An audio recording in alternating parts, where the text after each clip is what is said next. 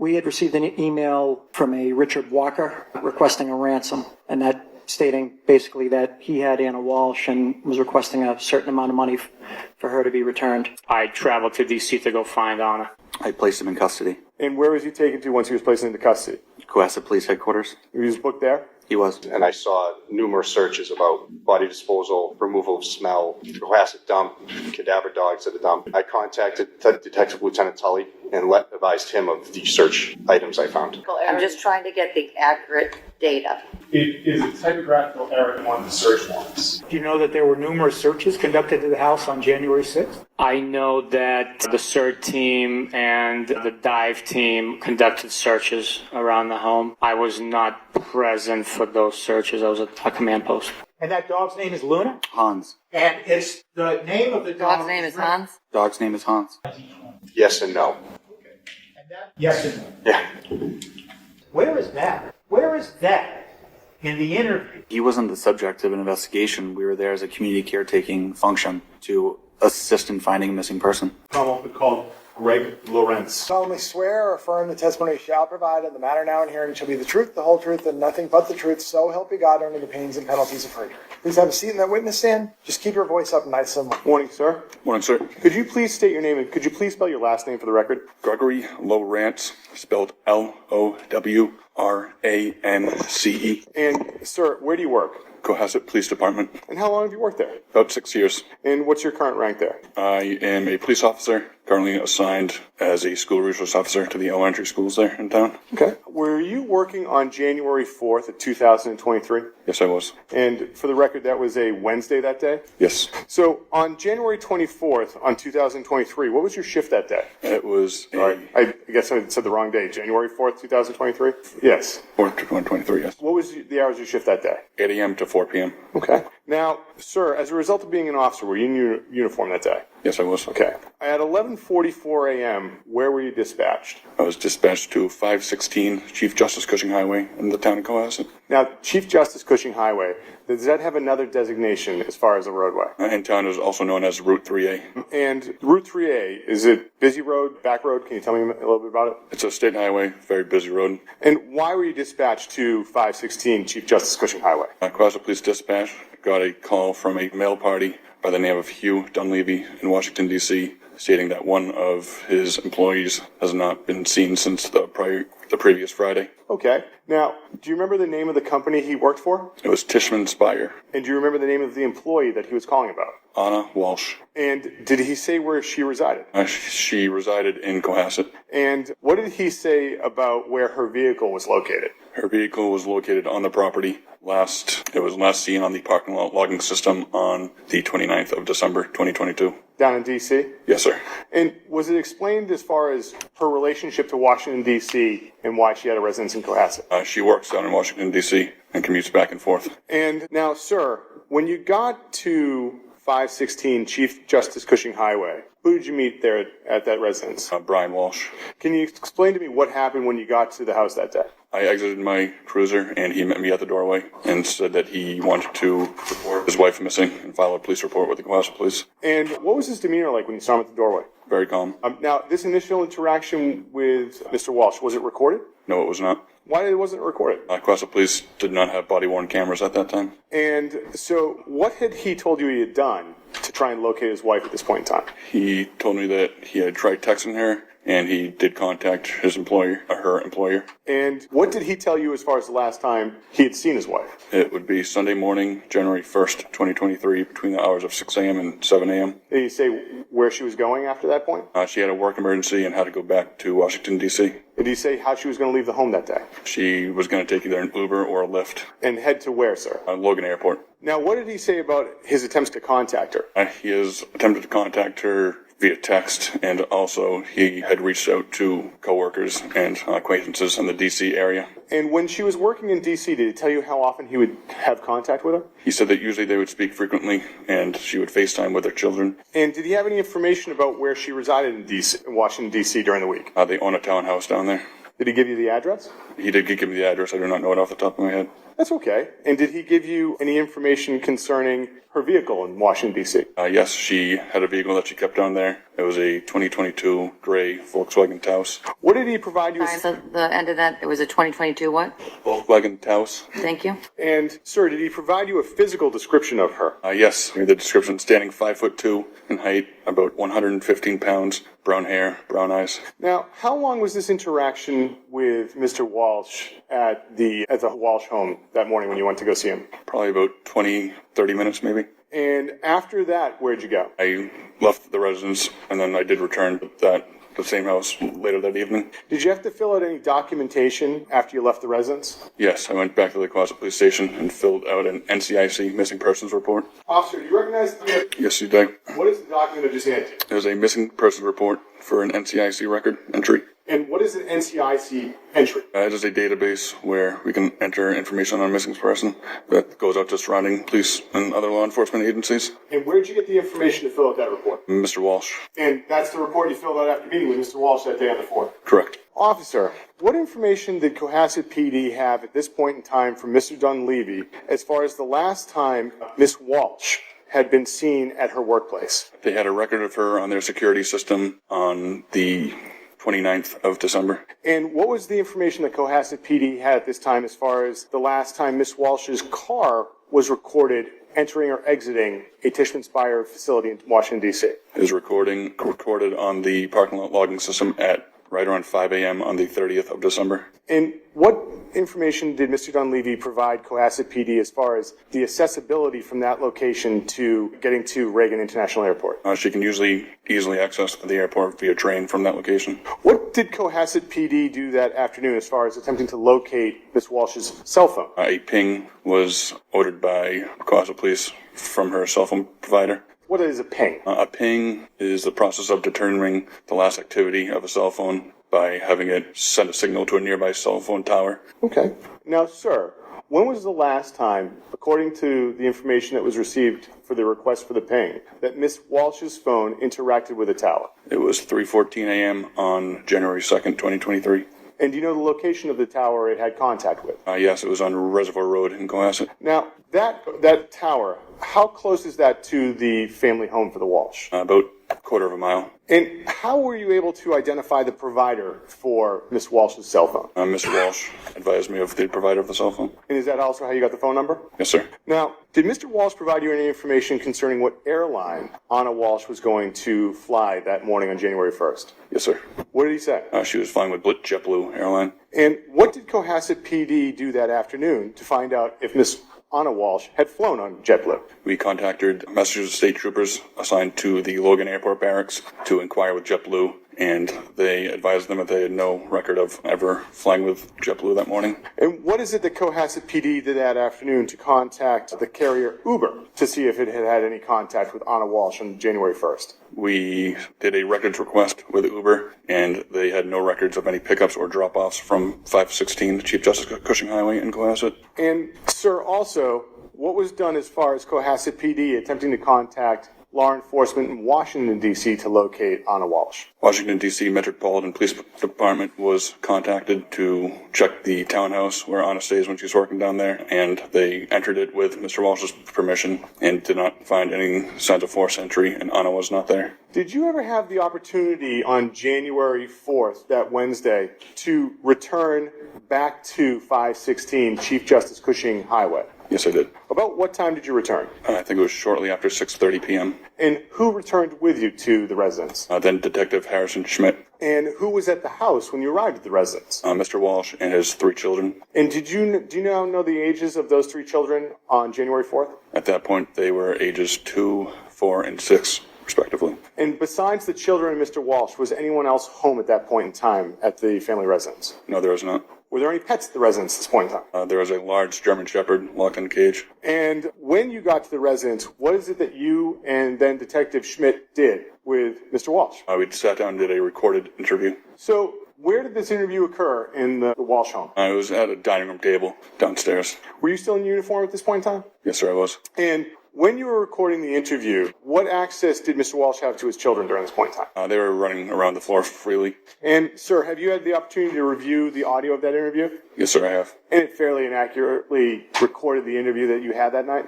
Yes, sir, it does. In addition, you also had the opportunity to review the transcript of that interview, didn't you? Yes, sir. Is it an accurate transcript of that interview?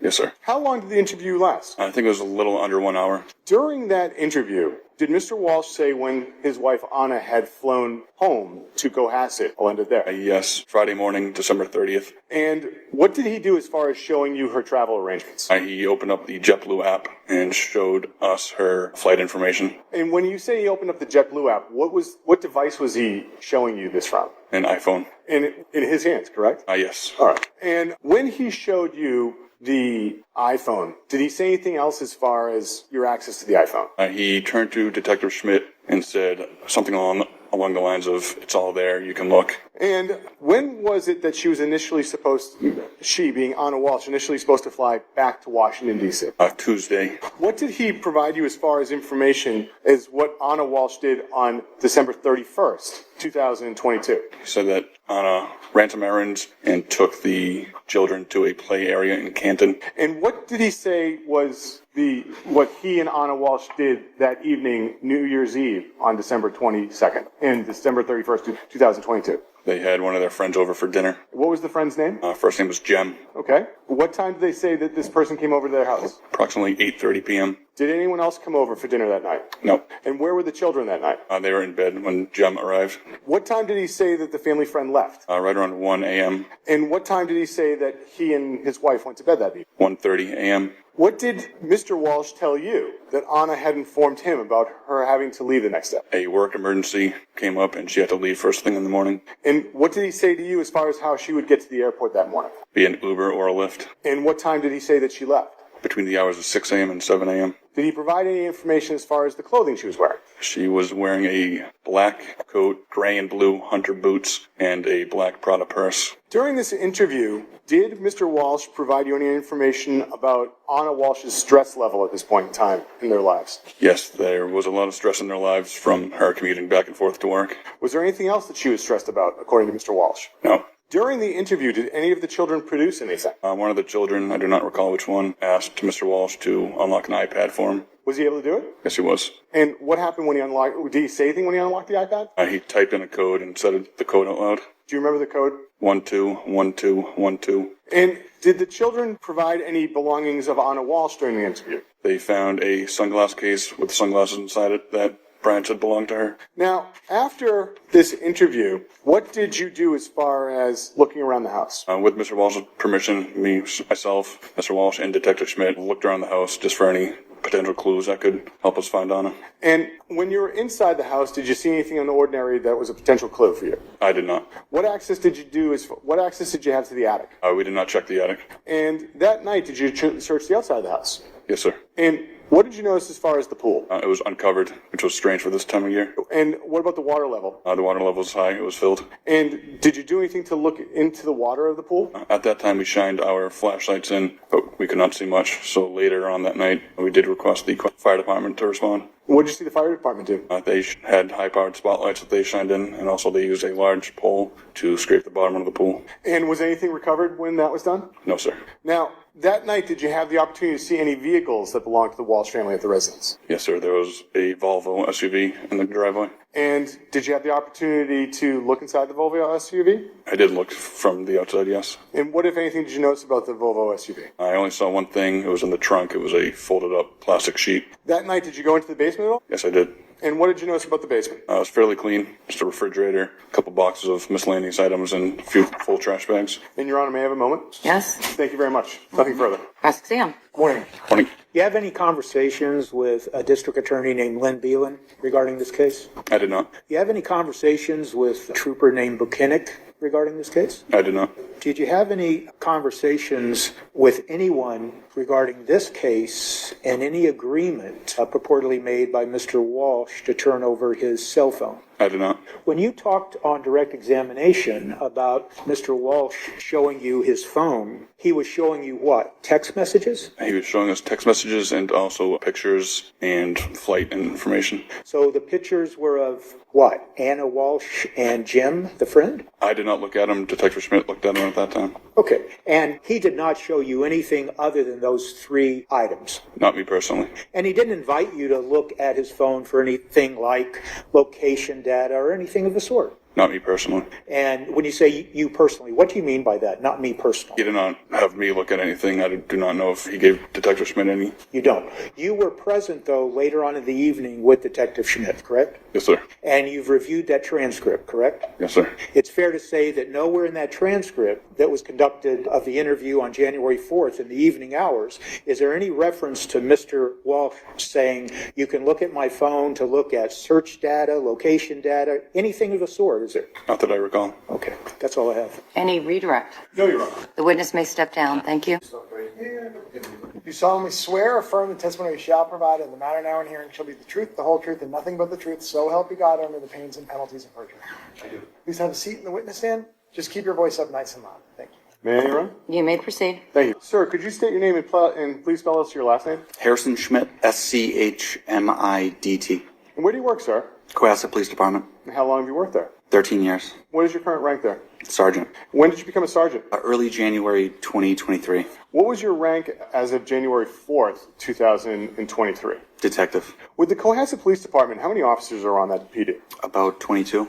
And how many detectives are there? 1 detective and 1 detective supervisor. As a detective, what were your responsibilities? General investigations. And in addition to being a detective at Cohasset Police Department, were you affiliated with any other law enforcement agencies? I'm a member of the Metrolec SWAT team. And can you describe for us what Metrolec is, sir? It's a consortium of departments that share resources and personnel to form specialized teams. And within the SWAT team, do they have any function as far as searches? They do. They have a search and rescue team. And what involvement do you have with that? If they need searchers, they will pull from the SWAT team. And, sir, how many fatal investigations have you worked? Dozens. And how many missing person cases have you worked? Just over a dozen, probably. And have you been able to locate all of those people? No. How many of those people have been deceased when you've done an investigation? Several. And what were some of the reasons for why they were deceased? Medical issues, suicide, exposure to the elements. Now, are you familiar with the investigation to the disappearance of Ana Walshe? Yes. And how are you familiar with that investigation? I was called in to assist patrol in a missing persons investigation. When was that? The 4th of January.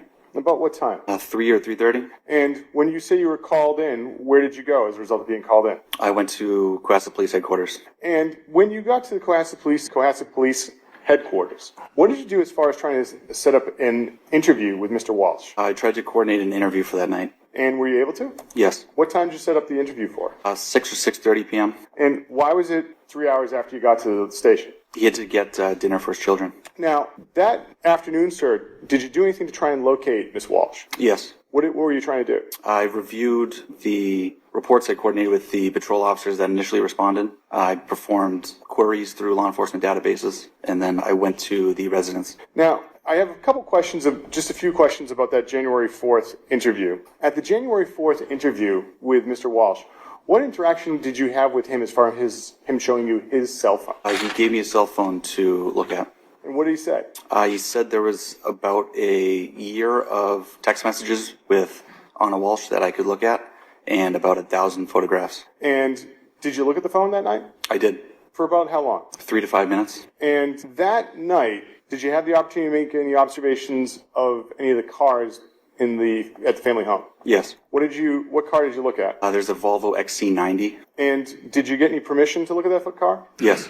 And who'd you get the permission from? Mr. Walshe. And what did you notice about the Volvo? In the trunk, the trunk was lined with like plastic sheeting. And so were you able to open it at this point in time? Yes. Okay. Now, sir, fast forwarding to January 5th, which was a Thursday, what did you do to try and locate Miss Walshe that day? I did a lot that day. Let me just go back for a second. I apologize. There was I'll do this from time to time. There was a plastic sheet, you said, lining the rear area? Yes. Is that a trunk, or is it more like an open area in the rear of an SUV? The trunk area is SUV with a hatch, so the trunk area, not the seating area. Okay, thanks. So not like a sedan, though, which would have a separate, distinct trunk. It has access to the seats. Correct. The seats would fold down. You could go from the trunk into the back row.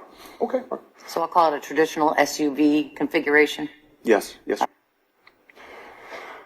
So I was asking you about January 5th and what you did to try and locate Ms. Walsh on the 5th. Could you explain to us some of the things you did that morning? I created and disseminated a missing persons bulletin. I began coordinating with friends and family. I checked for international travel and put a flag on her passport if she attempted to do international travel. I coordinated with taxi companies and rideshare and her employer. Now, was anything done to, as far as canine searches of the area around the Walsh home?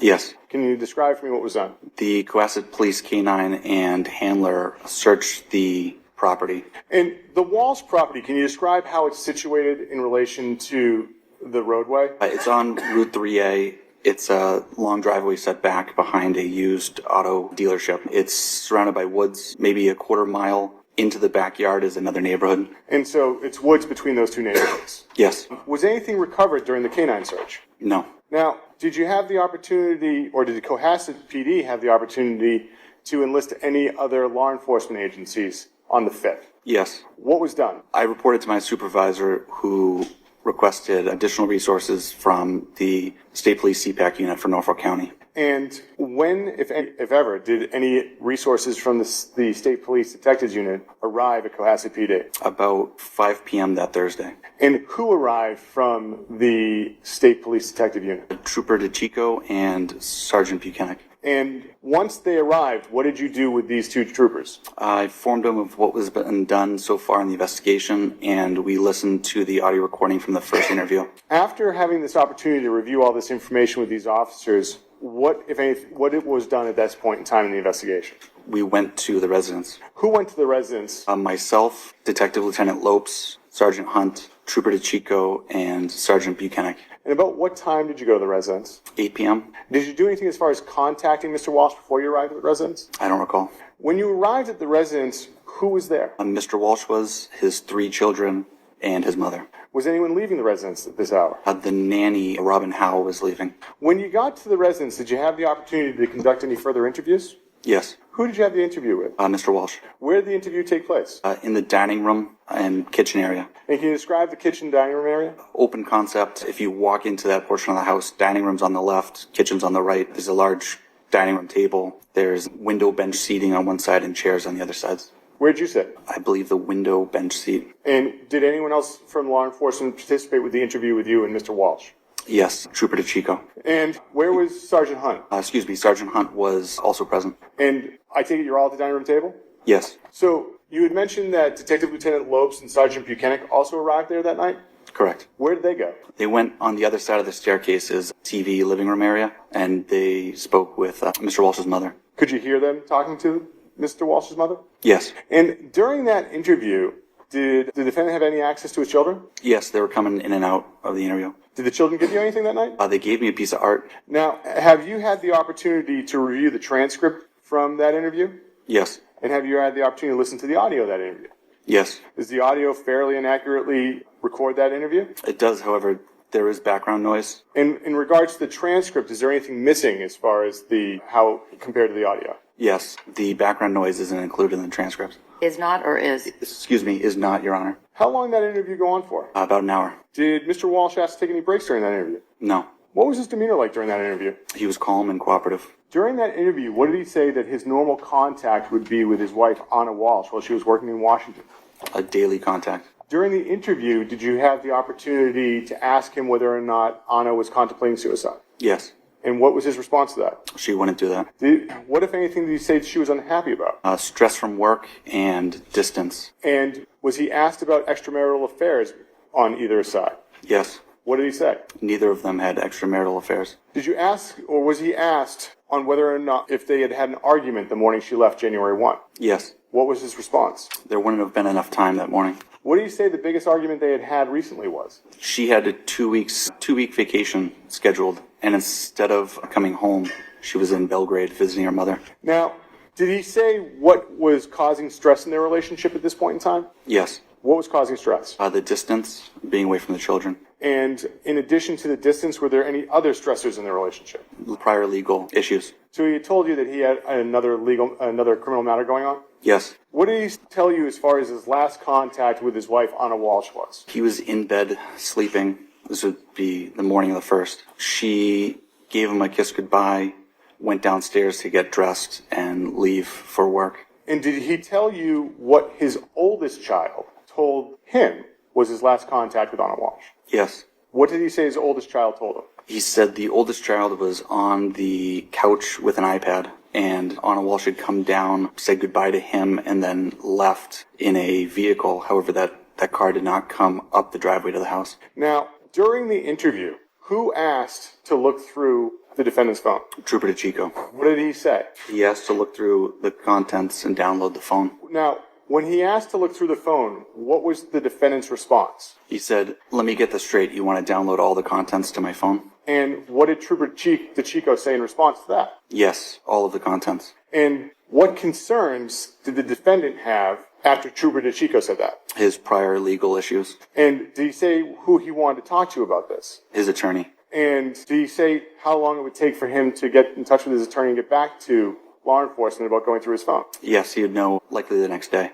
And what did he say his desire was as far as having his phone downloaded? He said, this is my intention and declaration. And to be clear, that was also including his desire to speak to his attorney and get permission first, or have a conversation with her, right? Yes. Did Trooper DeChico say why he wanted to look through the defendant's phone? Yes, we wanted to establish a permanent timeline and get a tone of Ana. During the interview, was there any conversation about conducting a forensic interview of the children? Yes. What was discussed? We explained what it was, and we had scheduled one for the following day at 10 a.m. After the interview, what was done as far as searching the home? We got consent from Mr. Walshe to search the home. And when you got consent, what areas of the home did you check? The entire home. And what access did you have to the attic? We checked the attic. Did you find anything in the attic? Nothing of remark. And what, if anything, did you notice between the attic and the bedroom of Mr. Walshe? There was a hole in the drywall in the ceiling. Now, besides looking inside the home, did you have access to the pool? Yes. And what was done as far as looking at the pool that night? We used flashlights to look into the pool again. And you say again, did you have the opportunity to look at it the night before? Yes. Was anything ever recovered from the pool? No. And now, that night, did you have the opportunity to look into any of the vehicles again? Yes. Which vehicle? The Volvo XC90. And the Volvo XC90, who gave you permission to look into it? Mr. Walshe. And what was noticed as far as anything inside the... What did you notice about the Volvo that night on the 5th? Inside was a receipt from Lowe's, dated the 4th, and there was a cell phone. Did Mr. Walshe tell you who the phone belonged to? His oldest son. After having the opportunity, well, in addition to looking at the house, looking outside the house, did you go to anywhere else as far as at that address to look around for Miss Walshe? We checked the trash barrels that line the driveway. Did you find anything in the trash barrels? No. After doing all that, where'd you go? Back to the police headquarters. What did you do back at Cohasset Police Headquarters? We attempted to contact financial institutions that might have recent activity. And about what time do you think you got back to Cohasset PD? Approximately 10:30 p.m. maybe. So now on January 6th, Friday, what happened to the forensic interview of the children? It was canceled. And what was done by state police to bring in more resources? A large-scale search was started. We brought in command posts, the state police search and rescue team, the metro search and rescue team, and area detectives on mutual aid. Now, did anyone conduct a press conference on January 6th from your department? Yes. Who? Chief Quigley. And how do you characterize this case at the press conference? A missing persons investigation. Right now, it's a missing persons investigation, and we automatically feel that she's in danger by the mere fact that she's missing. Again, the husband's been very cooperative, but our main focus today is trying to locate Anna. On January 6th, did you have the opportunity to speak to anyone who saw Ana Walshe and Brian Walshe on December 31st? Yes. Who'd you speak to?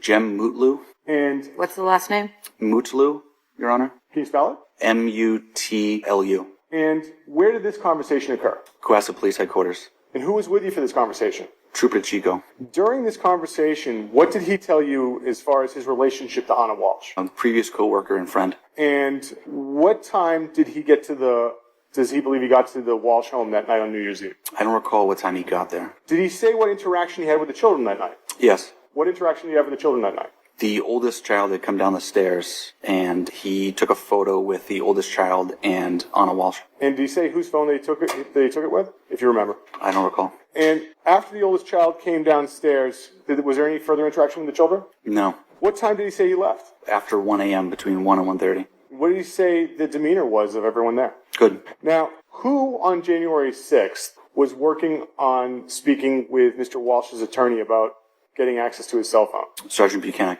And do you know if any digital devices were obtained from Mr. Walsh? Yes. What day? Friday. The 6th? Friday the 6th. And were you there when they were obtained? No. Now, do you know when those devices were returned? Saturday. The 7th.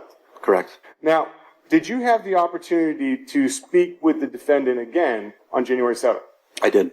Approximately what time? 2 p.m. And where did this conversation take place? His residence again. And who was at the residence when you had this conversation with him? His attorney. And do you know her name? Attorney Tracy Minor. In addition to yourself, the defendant, and Attorney Minor, was anyone else there for the interview? Yes. And who else was there? Trooper DeChico and Trooper Proctor. Now, did you have the opportunity to hear the recording of that interview?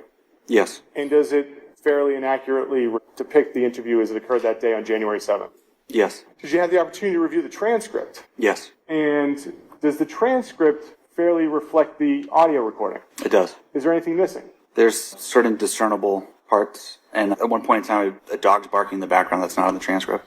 Are you familiar with what Viber is? Yes. What is Viber? A communication app. And what is WhatsApp? Also a communications app. What did the defendant say that Ms. Walsh had as far as access to Viber and WhatsApp? She would use those apps. And what access did the defendant say that Ms. Walsh had to Instagram? She would use them. She would use Facebook. What access did the defendant have to Ms. Walsh's passwords when you were talking to him? They shared some financial passwords. And what access did she have to, well, first off, what is Venmo? It was an app that you can transfer money to and from. And what access did she say that she had to Venmo? She has Venmo. Now, in addition to these applications, what did he tell you as far as financial institutions she would use? They would use Apple Credit Union, Liberty Bay, Fidelity, Chase, JetBlue credit card. And how would she conduct her finances? Online banking. During the interview, at any point in time, did Attorney Minor interrupt the defendant? Yes. And what did she say when she interrupted him? Don't talk about our communications. Now, did the defendant tell you how he would obtain permission to leave the home when dealing with federal authorities? Through email. And what would he do as far as contacting them via email? What would he ask? There was a scheduled time, and requests need to be made 72 hours out. And if there's an emergency request would have to be through email. And did he say anything as far as your ability to review those emails? Yes. What did he say? He said we could review those emails. And what did Attorney Minor say at this point in time? We could review those emails. Now, what did the defendant tell you as far as his whereabouts on January 1st, 2023? He was home. And did he leave the home at any time? Yes. Where did he go? He went to Shaw's to get orange juice and milk. And once he went to Shaw's and got those items, where did he go? He returned home. Did he leave the home again on January 1st? Yes. Where did he say he went? To visit his mother at 330 Paradise Road in Swampscott. Did he say what happened on his way to Swampscott? He got lost. In addition to going to visit his mother, did he go to anywhere else in that area? Yes, he went to Whole Foods and CVS. And besides those stores, did he tell you any other locations he went to on the 1st? There was discussion of possibly going to a Walgreens. Now, what did he tell you as far as where he went on January 2nd? To Norwell to get ice cream with his son. And during this interview, did anyone ask him about the name Richard Walker? Yes. Who asked about Richard Walker? Trooper DeChico. And did he know Richard Walker? No. What was the significance to you at this point in time of the name Richard Walker? I had received an email with a ransom request from an email address with the name Richard Walker. And when had you received this email in relation to the interview that you were conducting with the defendant at this point in time on January 7th? Before. Your Honor, may I approach? Yes. Sergeant, I'm showing you a copy. Is that the email you received from with the name Richard Walker attached to it? It is. Can you read the body of the email? We have the so-named Ana Walshe with us here. We had a deal worth $127,000. She messed up. We have her here with us, and if she doesn't pay the money, then she'll never be back. And we know that the police and the FBI are involved. Good luck finding us. I'm going to have that back. Besides Trooper DeChico mentioning that name once, was there any further discussion of Richard Walker or the substance or even the substance of the email? No. Now, what did the defendant tell you as far as Mrs. Walsh's use of Uber or Lyft? That she would use them Uber 1 and Lyft 2. Is there preferences? Yes. While you were conducting the interview, did anyone arrive? Yes. Who arrived? Abdullah. And what happened once that gentleman arrived? Attorney Minor advised Mr. Walshe to get him to leave. And what did Mr. Walshe do? He went to the door and got him to leave. And was the defendant ever asked how Ana Walshe would communicate if she lost her cell phone? Yes. What did he say? He didn't know at first. And then did anyone ask him about using an iPad? Yes. And what did he say if I had lost her phone, how she would communicate using an iPad? He said that's right, she would use an iPad. Now, what did the defendant tell you as far as how Ana would communicate with JetBlue? He related they wouldn't have good luck calling, so she would use the chat function on the online website. And did Attorney Minor have any comments at this point in time about contacting JetBlue via the online chat function? Yes, she said that she uses JetBlue and uses the online website chat feature. And did the defendant have any questions for you at this point in time accessing this information? Yes, he asked if we had reviewed the JetBlue chatter. Now, was there ever a discussion of Ana Walshe making a brunch reservation for January 1st? Yes. And the defendant didn't have any knowledge of a brunch reservation at this point in time, correct? Yes. But did he say how she would have made that reservation if she was going to? Through the apps Resi or OpenTable. Now, how long was this interview? About 2 hours. And after that interview was over, what did you do? We checked the area for security footage to try and corroborate any vehicles coming or going. And so how do you do that? Neighborhood canvas. Now, were you ever informed about the contents of any of the digital devices on January 7th, that's Saturday? Yes. About what time were you informed? 6:30 p.m. And how were you informed? A phone call. From who? One of the CPAC troopers. Do you remember which one at this point in time? No. And what were you notified of? There was suspicious browser history. Now, this is January 7th, and now I want to ask you some questions about January 8th. Okay. On the morning of January 8th, did you have the opportunity to be present when a search warrant was executed in Cohasset? Yes. Where was it executed? The residence. 516 Chief Justice Cushing Highway. Correct. And who was executing the search warrant? The CPAC unit with conjunction with the Cohasset Police. And who was home at the residence when the search warrant was executed? Mr. Walshe, the 3 children, and his mother. Now, when the warrant was executed, did anyone arrive to assist Mr. Walshe after the warrant was first served? Attorney Minor. About how long did it take for her to arrive? 15 minutes. And once Attorney Minor arrived, what was done with the family and Mr. Walshe? We moved car seats around so they could leave the premises with Attorney Minor. And did you ever have the opportunity to participate in a 4th interview of the defendant on that day, Sunday, January 8th? Yes. And where did that occur? Attorney Minor's residence in Scituate.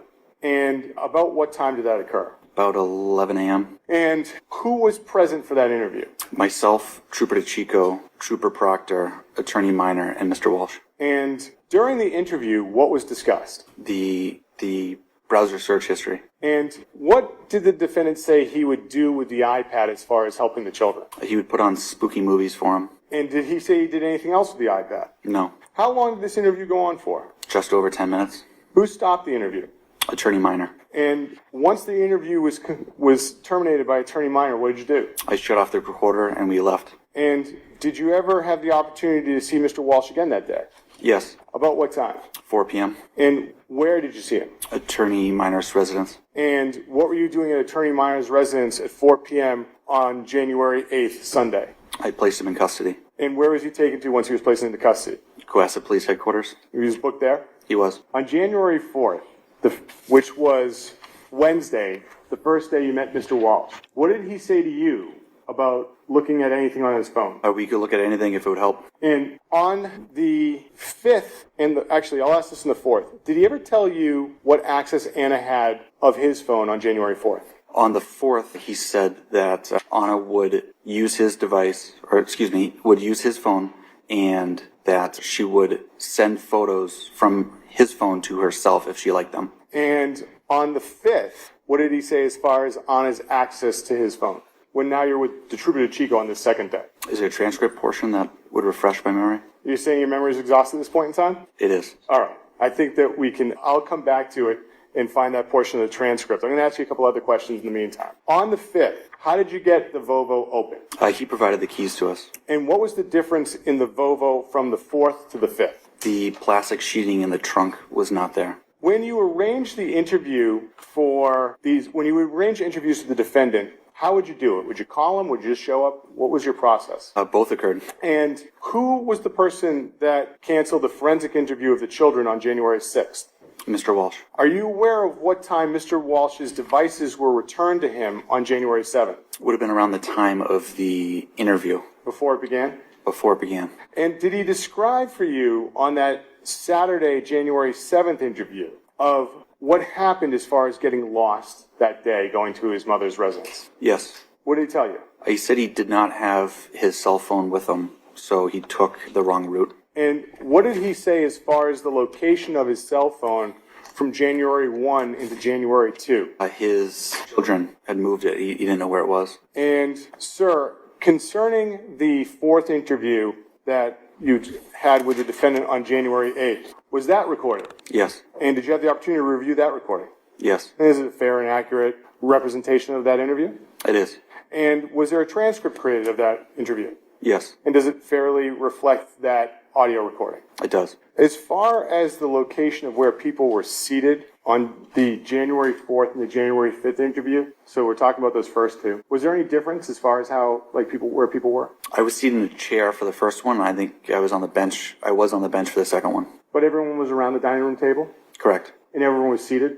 Yes. And as far as any problem, is there anything missing in the transcript compared to the audio? For the 5th? Yes, sir. There was background noise. You could hear Mr. Walsh's mother speaking in the background, and Sergeant Bukhenik. I have nothing further, Your Honor. All right. Cross-examination. Good afternoon. Good afternoon. Were you present on January 6th of 2023 when devices were retrieved from Mr. Walshe? No. Were you present on January 7th of 2023 when the devices were returned to Mr. Walshe? Yes. When you talked on direct examination about this plastic sheet that was in the rear of the Volvo SUV, you were just asked a question a moment ago about how when you looked at the Volvo a second time on another day, the plastic sheet was missing. Correct. It's fair to say, and it's accurate to say, isn't it, that at that moment, Mr. Walshe was asked about the missing plastic sheet, and he pointed to the officers and said, "It's in the trash." Yes. Did you go and retrieve the plastic sheet in the trash?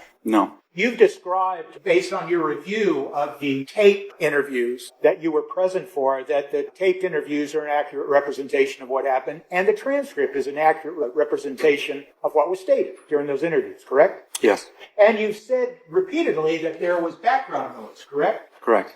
And the background noise included dog barking, correct? Yes. And that dog's name is Luna? Hans. And it's the name of the dog. Dog's name is Hans? Dog's name is Hans. Okay. The dog, when you listen to those taped recordings, you can hear that barking go on and off during different periods of time during the recording, correct? Yes. And in fact, when you listen to those recordings, you can hear other people talking in the background.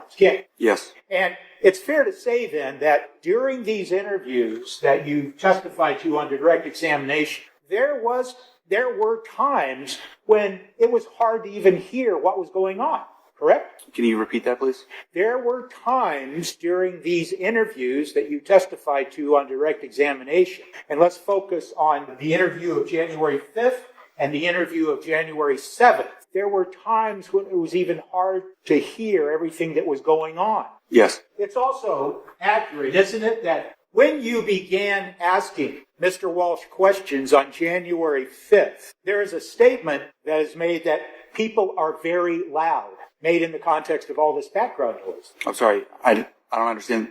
Was that a question? But you said you reviewed the transcript, right? I do. I just don't understand the question. That, in fact, in the transcript, there's a specific reference to people being very loud. I don't recall. And as I'm looking for that, I'll just keep asking you questions till I find it. Page 19. Mr. Walshe showed you that he was having a hard time sleeping, correct? Yes. He said he was having a hard time thinking, correct? Yes. He told you that, and this is on January 5th, he told you, "I didn't sleep well last night." Yes. He told you, hopefully he tried to get some sleep that night, January 5th. I don't recall that portion. All right. And at one point, now your rank now is what? Sergeant. So start to call you Detective Sergeant Schmidt. At one point at the beginning of this interview, you in fact stated that you were getting distracted. Which interview? I'm sorry. January 5th. January 5th. Yes. And that distraction, once again, was the result of all this background noise and the dog barking and things like that. Yes. I want to jump to this email that was introduced into evidence regarding Richard Walker. When did you first come into possession of that email? It was sent to me with the timestamp on the email. I believe it was early morning hours of the 7th. Okay. You knew nothing about Richard Walker and this email before you received it? Correct. And once you received it, did you conduct some kind of investigation? I notified my supervisors that I had received it. When you refer, during this testimony regarding this motion, when you refer to supervisors, are you referring to Cohasset Police Department supervisors? Are you referring to Mass State Police? Cohasset Police Supervisor. Okay, and who would that be? Detective Lieutenant Lopes. Lopes. Yes. So Detective Lieutenant Lopes was your supervisor? Correct. Okay. So did you talk to Mr. Walshe on January 5th and ask him questions then about this Richard Walker email? And I gather the answer is no, correct? On January 5th. What was the date? January 5th. Okay. Not on the 5th. And you first asked him questions on January 7th, correct? Trooper DeChico did. Okay. Were you present? I was. And did you ask to look at his phone to see if he had any text messages or anything from Richard Walker? Not specific to Richard Walker. Okay. And that was the end of that conversation, basically, on January 7th regarding Richard Walker. Yes. You testified on direct examination that during the January 5th interview, at some point, Trooper Chico asked if he could look at the contents of Mr. Walsh's phone. Yes. When he made that request, he being Trooper DeChico, he didn't make any other request at that time to look at any iPad, correct? Correct. And he didn't make any type of request to look at anything like a MacBook or anything of that sort, correct? Correct. And when you testified on direct examination that Trooper DeChico said our words to the effect of we want to download the entire contents. You were talking about the entire contents of the cell phone? Correct. It was explained to Mr. Walshe, though, at that point, wasn't it, that what you were looking for, and when I say you, I'm talking about you and Trooper DeChico and people who were involved in this January 5th interview. You specifically told Mr. Walshe at that time that you wanted to look at information to try to understand Ana. Yes. And you specifically said in that same sentence, and when I apologize, Trooper DeChico specifically said, look through your phone and consent to us downloading your phone and seeing some of the communications between you and her, correct? Correct. And her meaning Ana Walshe. Yes. And then you referred to on direct examination to the use of tone. The Trooper DeChico said something about her tone, correct? Yes. Now, Sergeant Schmidt, fair to say, isn't it, that when Mr. Walshe is being told we want to look at the tone, I mean, what that references, isn't it, is to see if whatever communications you might find on the phone, if they were communications that showed some anger or some happiness or some argument or something like that, correct? Correct. And so you wanted to see if the communications that you were talking to Mr. Walshe about at that moment, if they indicated something like any arguing going on between the two, or in fact the opposite. If the communications that they were talking to Mr. Walshe about were affectionate and showed no signs of arguing. That's fair to say, isn't it? Yes. And Trooper DeChico then went further and said, yeah, we want to look at things like if there are things that were sent and received on your phone, correct? Yes. Sent and received, and that is in the context of communication. Yes. Now, then this request of Mr. Walshe goes on, and Trooper DeChico then says, or asks Mr. Walshe, it'd be helpful if we can create a permanent timeline of the events of the 1st, the 31st, and the 1st, and maybe get a better insight into Ana, correct? Yes. Mr. Walshe was asked, are you okay with that, correct? I don't explicitly remember that part. Do you remember Mr. Walshe saying anything of the sort like, just to be clear, you want to download everything on my phone? Yes. So it's fair to say that the first time Trooper DeChico mentioned downloading all the contents of the phone Mr. Walshe began to ask questions about all the content? It's fair to say that, isn't it? Correct. At no time in this exchange that we just discussed in this cross-examination, this exchange that occurred on January 5th, when the subject was first brought up to look through Mr. Walsh's phone, there was no conversation or request to look at anything like location data, was it? No. You never said, and Trooper DeChico never asked, if he could look at the phone contents for anything like search history or anything of the sort, correct? Correct. In fact, the only subject matter, the only characterization of the subject matter that Trooper DeChico talked about and asked Mr. Walshe about used the word communications, correct? I think I'd have to refer to the transcript to make a definitive agreement with that. Right? By the way, Judge, if I may, I apologize. I'd like to inquire if Trooper DeChico is in fact going to testify. I thought we were told he was, but I know today. Well, we'll get to the, well, I don't intend to call.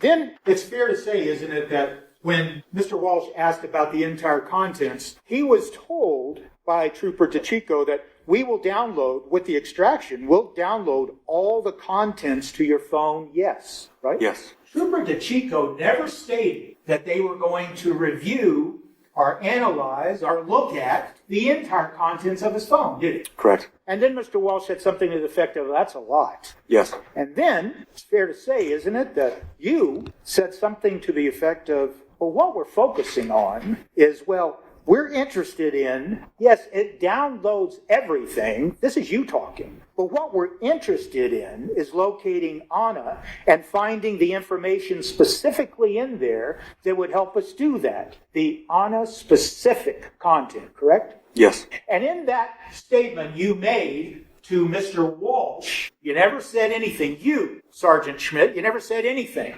about looking at search history or location data or anything of the sort, correct? Correct. And Mr. Walshe then once again said something to the effect of, well, that's a huge amount of data. Yes. He was asked about what his concern was, correct? Yes. And he actually first responded, I don't know, correct? I don't recall that. Do you recall him being asked, during this particular part of the January 5th, 2023 interview, that he was asked, well, are there other legal issues? If you remember that. And if you don't, it's fine. Trooper DeChico did say that. He asked him that. He asked if it was the other legal issues. And do you recall what Mr. Walshe responded? In the affirmative. He said that's one of them, correct? And if you don't remember, I don't want to put words in your mouth. If you don't remember, that's fine. Correct, yeah. Excuse me, I don't remember that exact exchange. Does that refresh your memory? It does. And it refreshes your memory that at some point Trooper DeChico said, in fact, is it your other legal issues? And Mr. Walshe said, that's one of them. Yes. And in fact, while Mr. Walshe said, I'm willing to do anything, that his only request was basically he wanted to first talk to Tracy Minor, correct? Correct. Was that the first time, Sergeant Schmidt, that you became aware of the fact that Mr. Walshe was represented by counsel? No. When did you first learn that he was represented by counsel? The interview on the 4th. Were you provided contact information on January 4th of 2023 of Mr. Walsh's attorney? No. Did you ask for it? No. Did you learn about Mr. Walshe being represented by counsel through Mr. Walshe or some other source? Mr. Walshe. So when you learned that he was represented by counsel, Sergeant, did you pause and consider reaching out to his counsel instead of continuing to ask him questions? At what point in time? On January 4th, when you said you first learned about him being represented by Tracy Minor. No. But on January 5th, when he told you his only request would be because Tracy Minor called me today about what's going on, you asked him, who is that? Correct. And that was on January 5th. Correct. So even though you asked Mr. Walshe on January 5th, who is that, when he used the name Tracy Minor, you're telling us today that you learned about Tracy Minor representing Mr. Walshe on January 4th. No. If I may explain. Sure. Mr. Walshe related that he had an attorney on the 4th.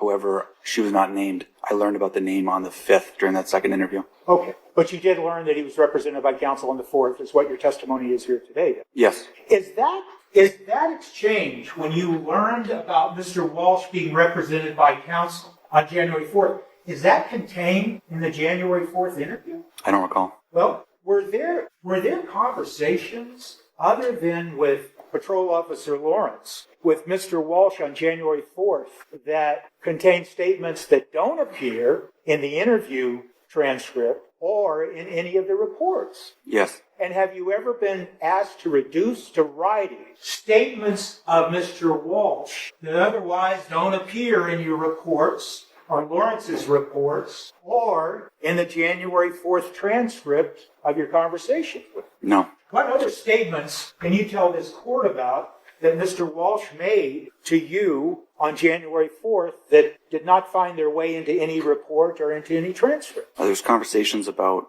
the house and rental property when we did the walkthroughs of the premises. All right. Anything else that you recall? Not at the moment.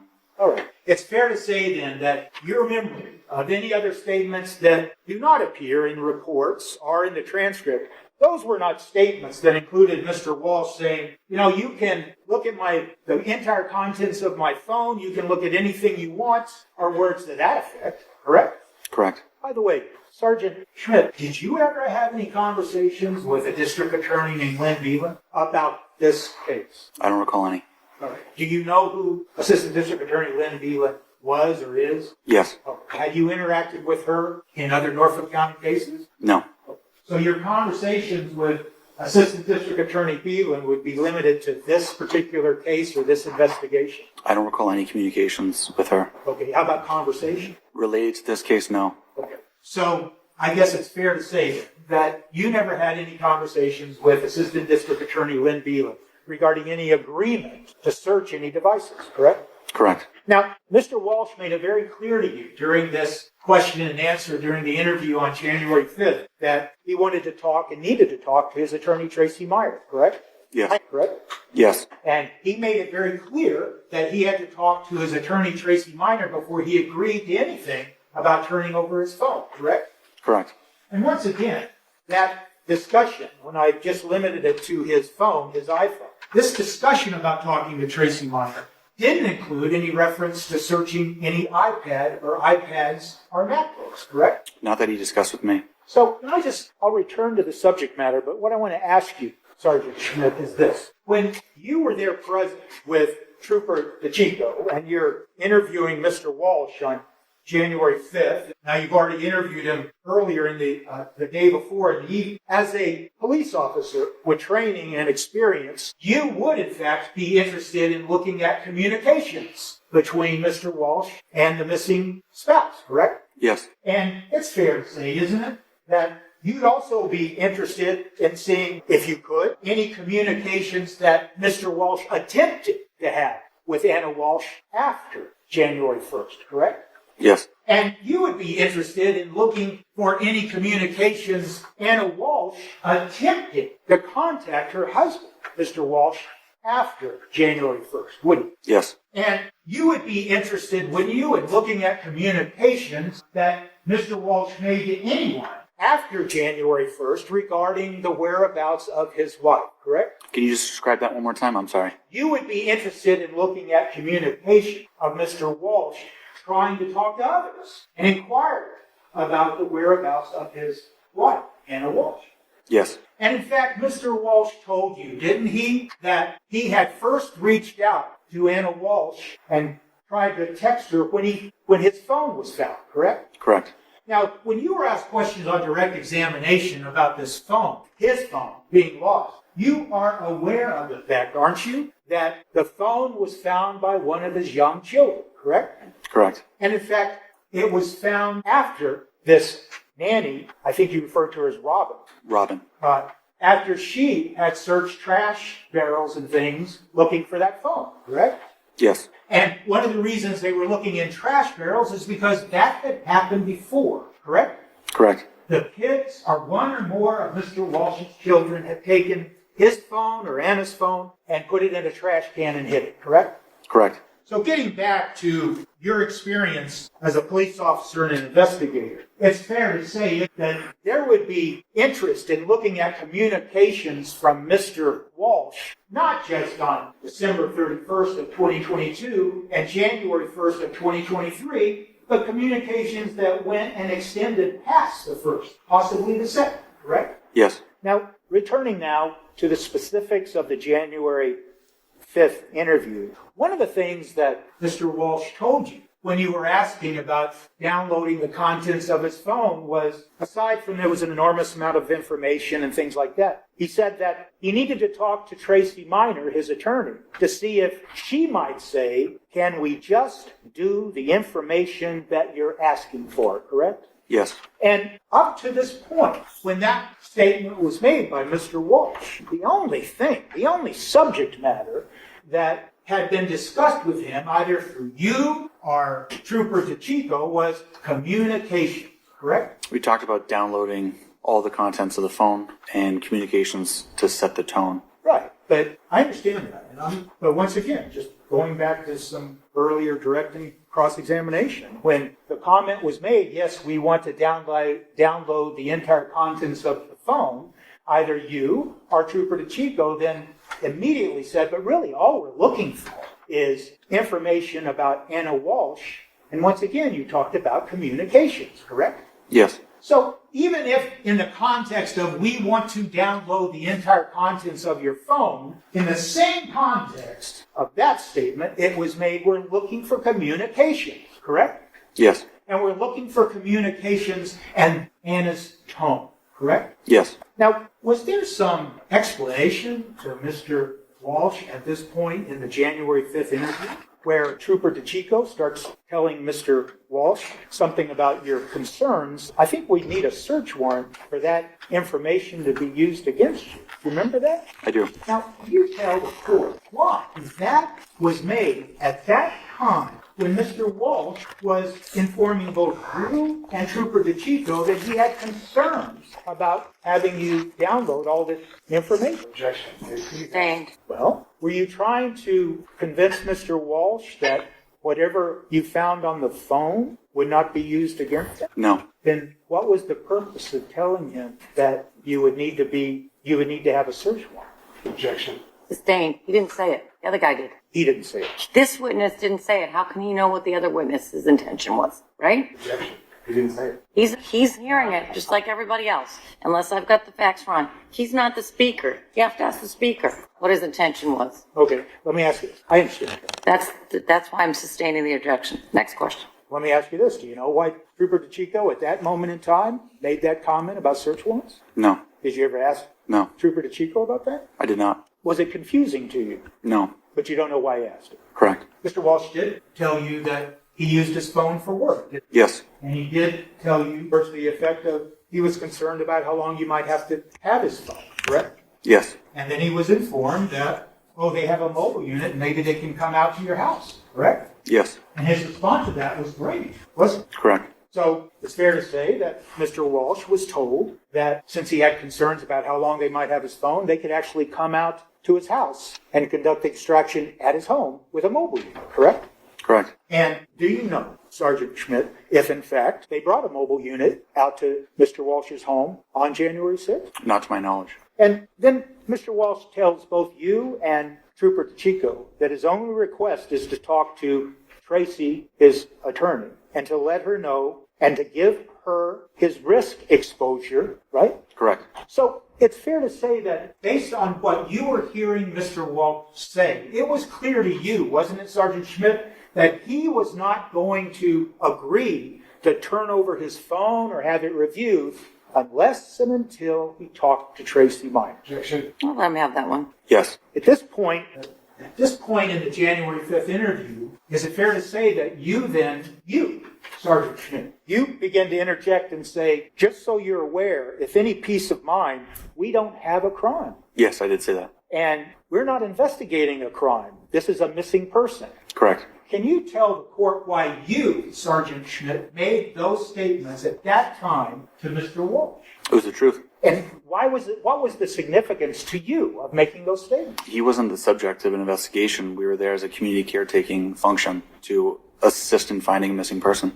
Was that statement that you made to Mr. Walshe at that time, was that an effort to reassure him that what you found, if you found anything on the phone, that it couldn't be used against him without a search warrant? Was that you suggesting that to Mr. Walshe? No, I wasn't thinking like that during that conversation. Were you trying to reassure him that whatever you found on the phone, you, Sergeant Schmidt, would not intend to use it against him? I was trying to tell him exactly why we were there. Now, so at this point, after it became clear that Mr. Walshe was asking to talk to his attorney, Tracy Minor, before he made any agreements regarding his phone, then the subject matter of the inquiry on January 5th changed. You started asking other questions relative to your investigation, correct? Yes. It's fair to say that during this January 5th interview that you were present for, that you never asked Mr. Walshe anything about search histories or anything of the sort that might be on his phone, correct? Correct. And you never asked him anything about what is referred to as location data, correct? Correct.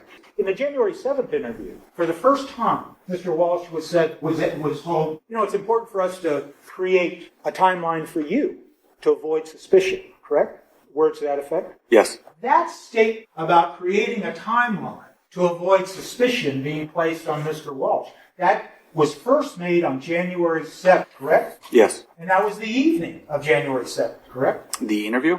Yes. No. Okay. What time was the January 7th interview?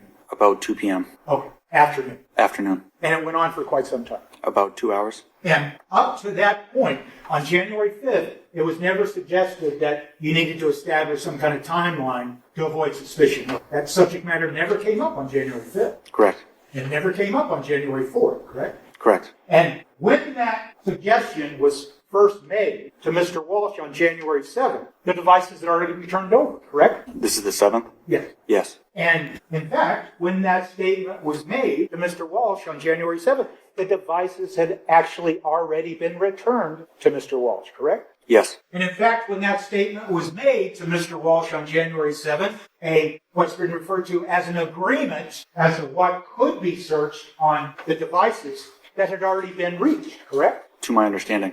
Okay. Because when you say to my understanding, it's because you weren't involved in those, quote, negotiations, were you? Correct. Did you ever see an email exchange between Assistant District Attorney Lynn Beelan and Attorney Tracy Minor? Not at the time.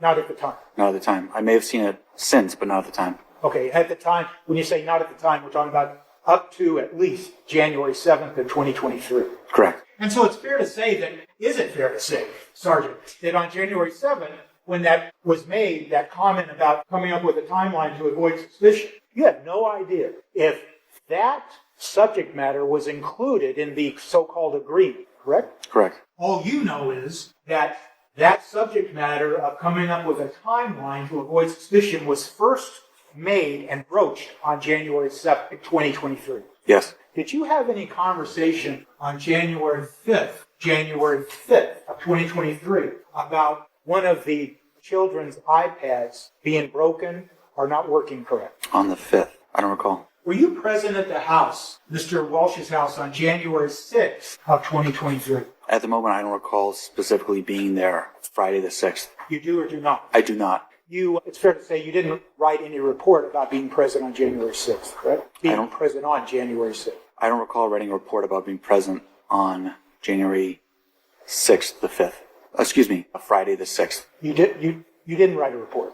I don't remember writing a report about that. So is it fair to say that you weren't involved in all the searches that were going on January 6th at Mr. Walsh's home? I was. Oh, I see. So do you now remember being present on? I was involved in the searching at the command post down the street. Okay, but not at the home. Correct. Let me ask you this, Sergeant Schmidt. How long had you been a detective with Cohasset Police Department up to January of 2023? About 8 years. And it's fair to say in those 8 years, you had to try to perhaps get someone's consent to turn over a device, correct? Yes. And sometimes those devices might include a cell phone, or search of a car, or anything like that, correct?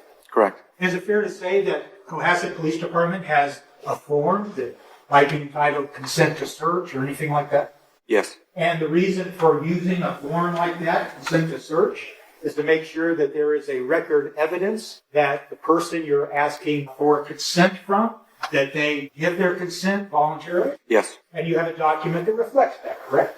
Correct. And in that document of consent to search, it'd be fair to say that you would also include what the parameters of the search is going to be, correct? Yes. And you do that because you don't want there to be any confusion down the road about what the person agreed to and what the person didn't agree to, correct? Correct. And one of the reasons you don't want that problem to arise is because you don't want your investigation, in whatever case those are, you don't want your investigation to be compromised and questioned whether that person actually gave their voluntary consent, correct? Correct. Have you ever seen in this case whether there was ever a consent to search any device used by either yourself, Cohasset Police Department, or the Mass State Police? You asking about a form? Yeah. I did not see a form. Have you ever worked with the Mass State Police in conjunction with any other case where you've seen them use a consent to search form? I don't recall a specific investigation. And specific to this case, though, and the consent to search, it's fair to say you didn't have any conversations with Attorney Tracy Minor. I don't know why I keep saying the name wrong. Tracy Minor, regarding Mr. Walshe consenting to any search. Correct. When you were talking and Trooper DeChico was talking and asking Mr. Walshe questions on January 5th, we all agree that the only subject matter that was referenced specifically was, quote, communications, correct? Yes. And when you use that word communication, you are, in fact, is it fair to say you're talking about things like text messages Yes. and maybe voicemails, Yes. emails? Yes. And you're really, when you use that word communication, you're just using it in its common parlance, correct? Communication. Discussions between one person and another person are persons, correct? I'd say that just the sharing of information is communication. Between two people. Okay. When you were asked questions on direct examination about someone by the name of Abdullah coming to the house, did you conduct any further investigation of this person named Abdullah? Further from that moment? Yes. I did not. Okay. Is it fair to say, Sergeant Schmidt, that in the January 5th interview that you participated in of Mr. Walshe, that the phrase, quote, marital privilege was never used? I don't recall it being used. Okay. And is it fair to say, Detective Schmidt, that during the entire interview of January 5th, the only dates that were discussed in your presence during this interview was December 31st, January 1st, and in the days thereafter? Words to that effect, correct? Do you recall, Sergeant Schmidt, if anything was referenced in that January 5th interview about looking at data back to December 25th of 2022? I don't recall that in the interview. I just have a brief moment. That's all I have, Judge. Thank you. Thank you. Any redirect? A few, Your Honor. What was done to investigate the Richard Walker email? The forensic specialists of the state police conducted a search warrant for Google and the records they hold to look into that email address. And the Richard Walker email, just for record, when did that come to you again? The morning of the 7th. And also, sir, when you were asked about Abdullah on cross-examination, did you ever have the opportunity to interview that individual? I did. When? I believe it was the 5th. And during the interview of January 5th, what difficulty did you have hearing the defendant when you were discussing looking through or downloading his phone? None. And in addition to discussing the tone and communications, what was discussed as far as timeline when looking through his phone? It would help investigators establish a permanent timeline. And, sir, you were asked questions about communications when in digital devices. What do you consider an online chat via web page? Communication. What was Attorney Minor representing the defendant for when you were discussing her initially? A federal investigation. And when you were there, what involvement did you have with this federal investigation when you were interviewing the defendant? None. And so why were you interviewing the defendant these days? To find a missing person, Ana Walshe. What knowledge did you have about the federal investigation when you went to interview him? Or what he had told me. On the car, sir, when you were asked about, he said it was in the plastic sheet was in the trash. Did you see the plastic sheet? No. And what did you notice as far as any difference in the car when you looked at it? There were like vacuum, what I would assume were vacuum marks. Like if you have the different swipes on the carpet. Nothing further on. Any recross? Brief. You never used the word in the context of communications in asking Mr. Walshe questions, something about online chat and web page, did you? During the interview? Yes. No. What do you mean by that? I don't understand the question. You were asked just now on redirect if you considered communications, online chat, and web pages, and your answer was yes. Yes. What are you referring to? You'd be communicating and sharing information between people through an online chat function on a website. Okay. In all the discussions you had with Mr. Walshe based on grounded in January 4th, January 5th, and even on January 7th, there was no discussion about online chats using a particular web page, was there? Not a particular web page, but the JetBlue specifically. And you went to JetBlue. Did you go to JetBlue and talk to them about information relative to Ana Walshe? I did not. Do you know who did? Initially, patrol units had requested the state police assigned to Logan Airport to coordinate with JetBlue to see if there were any travel records. Okay. Isn't it fair to say then that with regards and specifically to any web chat on a web page, that the Mass State Police learned that there was nothing communicated between Ana Walshe and JetBlue on or around December 31st, January 1st, or thereafter? Not that I'm aware of. So, All right, the witness may step down. Thank you. Thank you, Your Honor. Good afternoon, sir. You may proceed. Thank you, Your Honor. Sir, could you state your name and spell your first and last name, please? Yes, sir. My name is Yuriy Bukhenik, spelled Y-U-R-I-Y, last of B-U-K-H-E-N-I-K. Where do you work, sir? I work for the Massachusetts State Police, currently assigned to the Norfolk District Attorney's Office. How long have you been with Massachusetts State Police? I graduated the academy March of 2012. And how long have you been attached to the detectives unit with the District Attorney's Office? 10 years. And what is your current rank? I'm a sergeant. And how long have you been a sergeant within that unit? Since December of 2021. So I'm going to ask some questions now about January 5th of 2023, Thursday. That day, did you have the opportunity to be dispatched to Cohasset? Yes. Why were you dispatched to Cohasset? Cohasset police detectives reached out to our office requesting assistance in investigating a missing person case. What was the name of the person you were asked to help find? The person's name was Ana Walshe. About what time did you get to Cohasset PD that day? It was in the late afternoon, I would say approximately 4:45 or so. And did anyone else besides you, that's a member of the State Police Detectives Unit with the Norfolk District Attorney's Office, respond to Cohasset that evening? Yes. Who else? Trooper DeChico. And once Trooper DeChico and you were at the Cohasset PD, who did you have the opportunity to speak with? I spoke with Detective Harrison Schmidt of Cohasset PD. And what was the purpose of this meeting with Detective Schmidt? He gave us an update on his investigation into the missing person, shared the details of that he's learned since he was involved. Did you have the opportunity to review anything in addition to having the conversation with Detective Schmidt?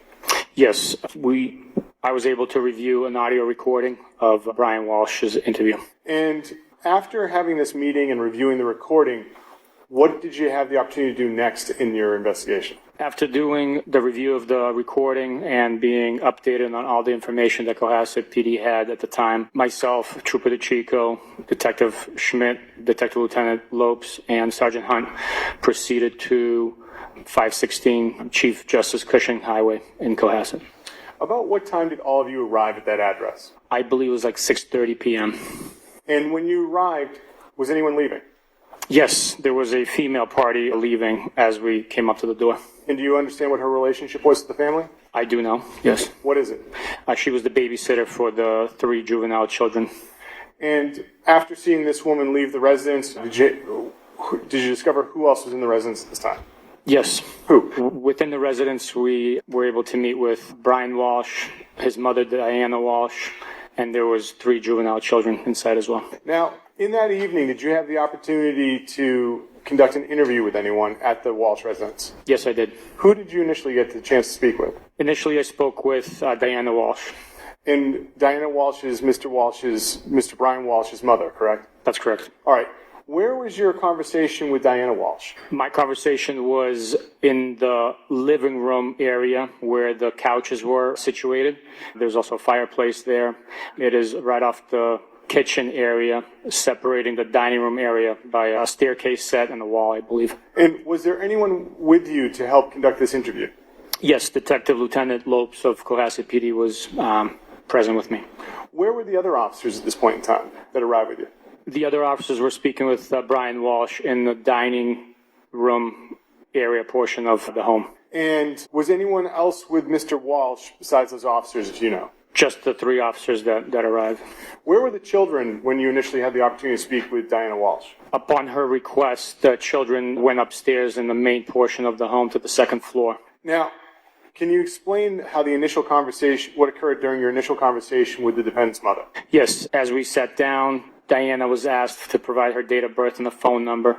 She initially ignored my request and was texting on her phone. A follow-up request was also momentarily not addressed or not answered. She then advised us that she had utmost respect for what we do, but she only has one son, and she was very adamant in helping find Ana.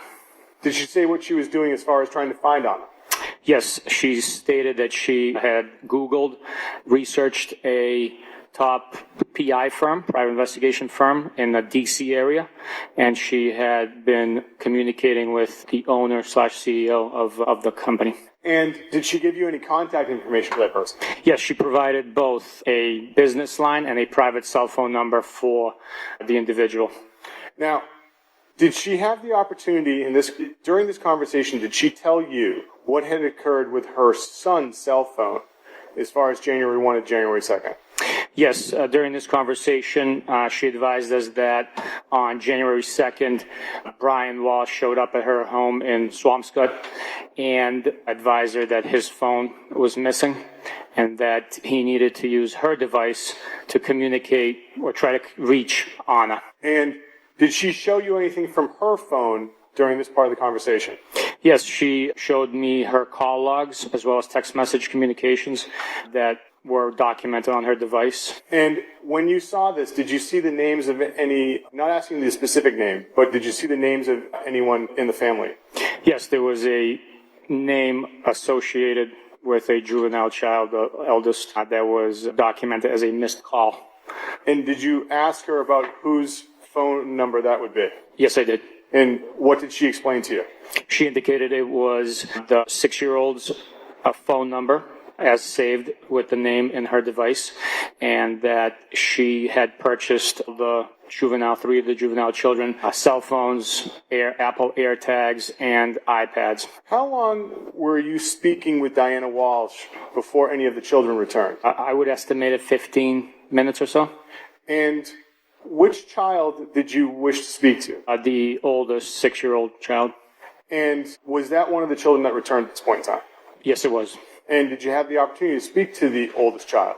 Yes, I did. Can you explain to us what occurred as far as that conversation? Initially, when the child presented to our presence, myself and Detective Lieutenant Lopes, asked him if he was willing to have us ask him some questions. He shook his head in the affirmative without giving me a verbal response. Diana at that point asked him to sit on her lap while we held the conversation, and we proceeded to ask him some questions. And what did the oldest child tell you about what he remembers as the last time he saw his mother, Ana Walshe? What the child stated was that the last time he saw his mother was surrounded around the events of him hearing a noise, waking up, coming downstairs, and seeing her on the couch underneath his blanket, which he left in the room overnight. She was dressed in a set of pink pajamas with red hearts, and as he was walking by the kitchen island, he saw his iPad.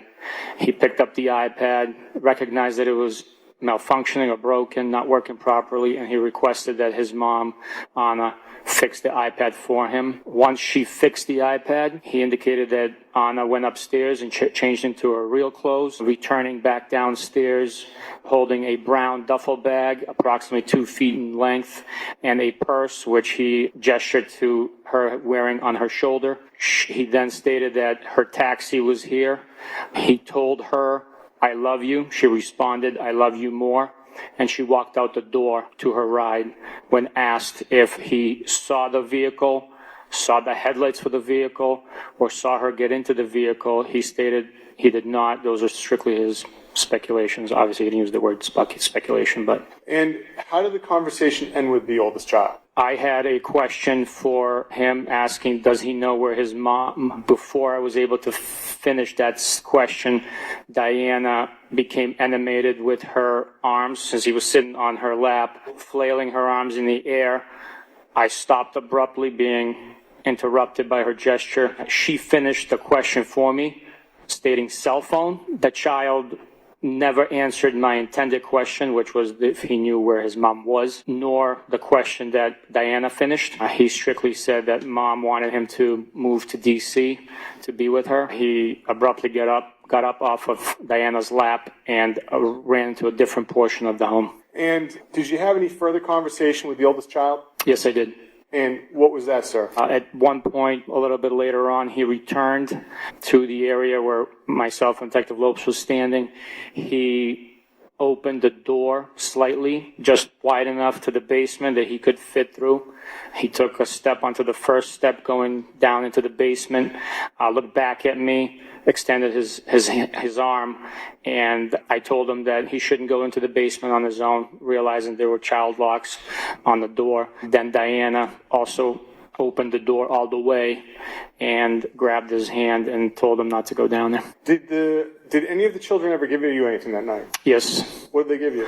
The eldest 6-year-old boy gave me a little art piece that he rendered. Now, how long were you in the home speaking to the oldest child and Diana Walshe? I would estimate it to be 45 minutes, maybe more. It was a lengthy conversation and our presence in the home. What did you do at the house after that? I waited for the other officers to finish searching the home for the missing individual, to include the attic. Why was the attic significant to you? It had not been searched, and in my experience with other cases, we have had located individuals in crawl spaces and attics. What types of cases are those, sir? Death investigations. And more specific, though, when you found people in crawl spaces like that, have they been as a result of murder or how so? They were suicides. What did you do as far as examining the outside of the home? I proceeded outside, checked the yard, the property, to include trash cans, looking for Ana's phone. One of the locations that myself, Detective Lieutenant Lopes, Detective Schmidt, checked was Brian Walshe's Volvo SUV. And did you ask anyone permission to check the Volvo? Yes. And who did you ask? Brian Walshe. And what did he say? He complied, granted us permission, unlocked the vehicle, and we took a look through the contents of inside. And what observations did you make of the Volvo? I located a cell phone device inside the Volvo, located in the center console of the vehicle. And did you have a conversation with Mr. Walshe about whose cell phone that was? Yes, I asked him whose device that was, at which time he stated it was his oldest son's. And did any of the police officers attempt to verify that? Yes, Detective Lieutenant Lopes, having been provided with the phone number for that device, called the phone, and the phone rang, verifying that it is, in fact, the 6-year-old's phone. And where did Detective Lopes get the phone number from? Our conversation with Diana Walshe, when she showed us the call logs, the phone number was provided. Do you remember what the phone number was for that device? Not at the top of my head. Yes, 617-895-8028. That phone, was it seized that night? It was not, no. Where was it left then? In the vehicle. Now, this is Thursday, January 5th. Is that correct? That is correct. That night, besides looking in the Volvo, did you find anything else as far as cell phones that night? No, I did not, no. Okay. I'd like to ask you now some questions about January 6th, Friday. Yes, sir. Did you have the opportunity to contact anyone who was representing Mr. Brian Walshe? Yes, I did. Who was that you were contacting? I contacted attorney Tracy Minor. And why were you contacting Tracy Minor? I wanted to communicate with her and get consent for the devices that belong to Brian Walshe and his juvenile children that were being utilized.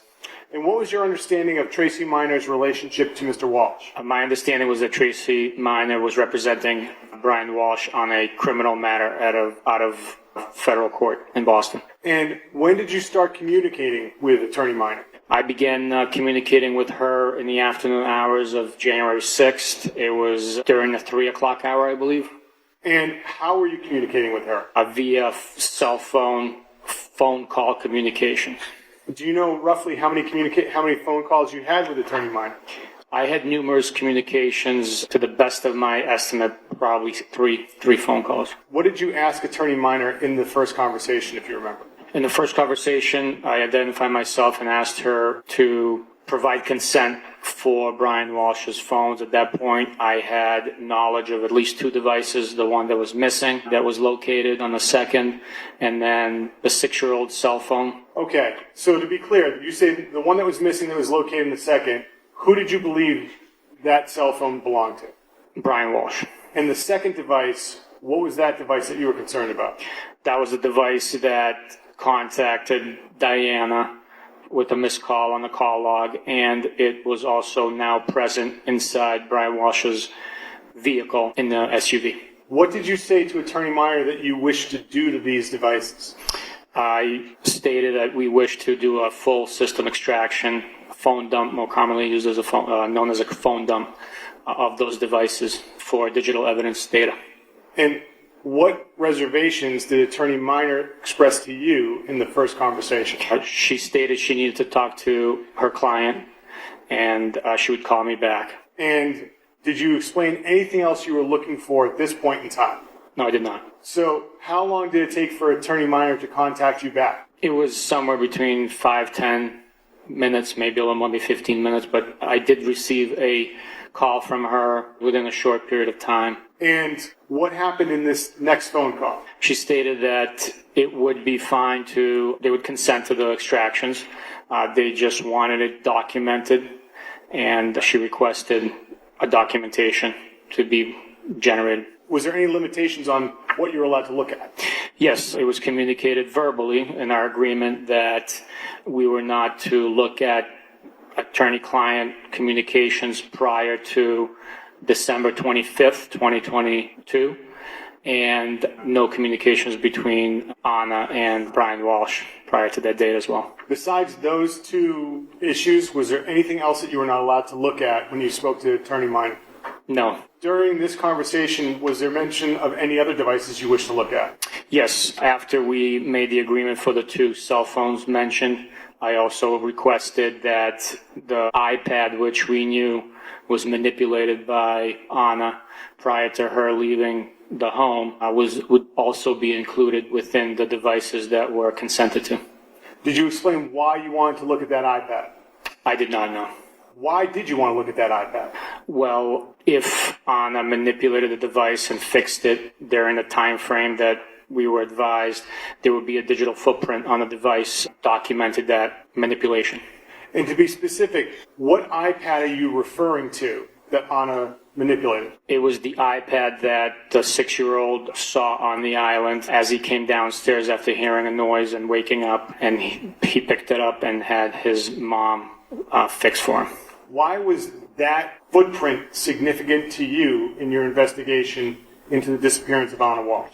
It would have really narrowed down the timeline of when left the home. It was in a short period of time after the device was manipulated that we were told Ana got dressed and left the home.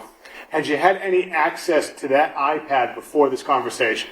No. And so when you were speaking to the oldest child, he never showed it to you? Right? No, he did not. Okay. Now, besides the 2 areas that you had agreed upon with Attorney Meyer, which was attorney-client contact and anything before December 25th with the defendant and his wife, she asked for what? A documentation of the agreement that we verbally discussed and agreed upon.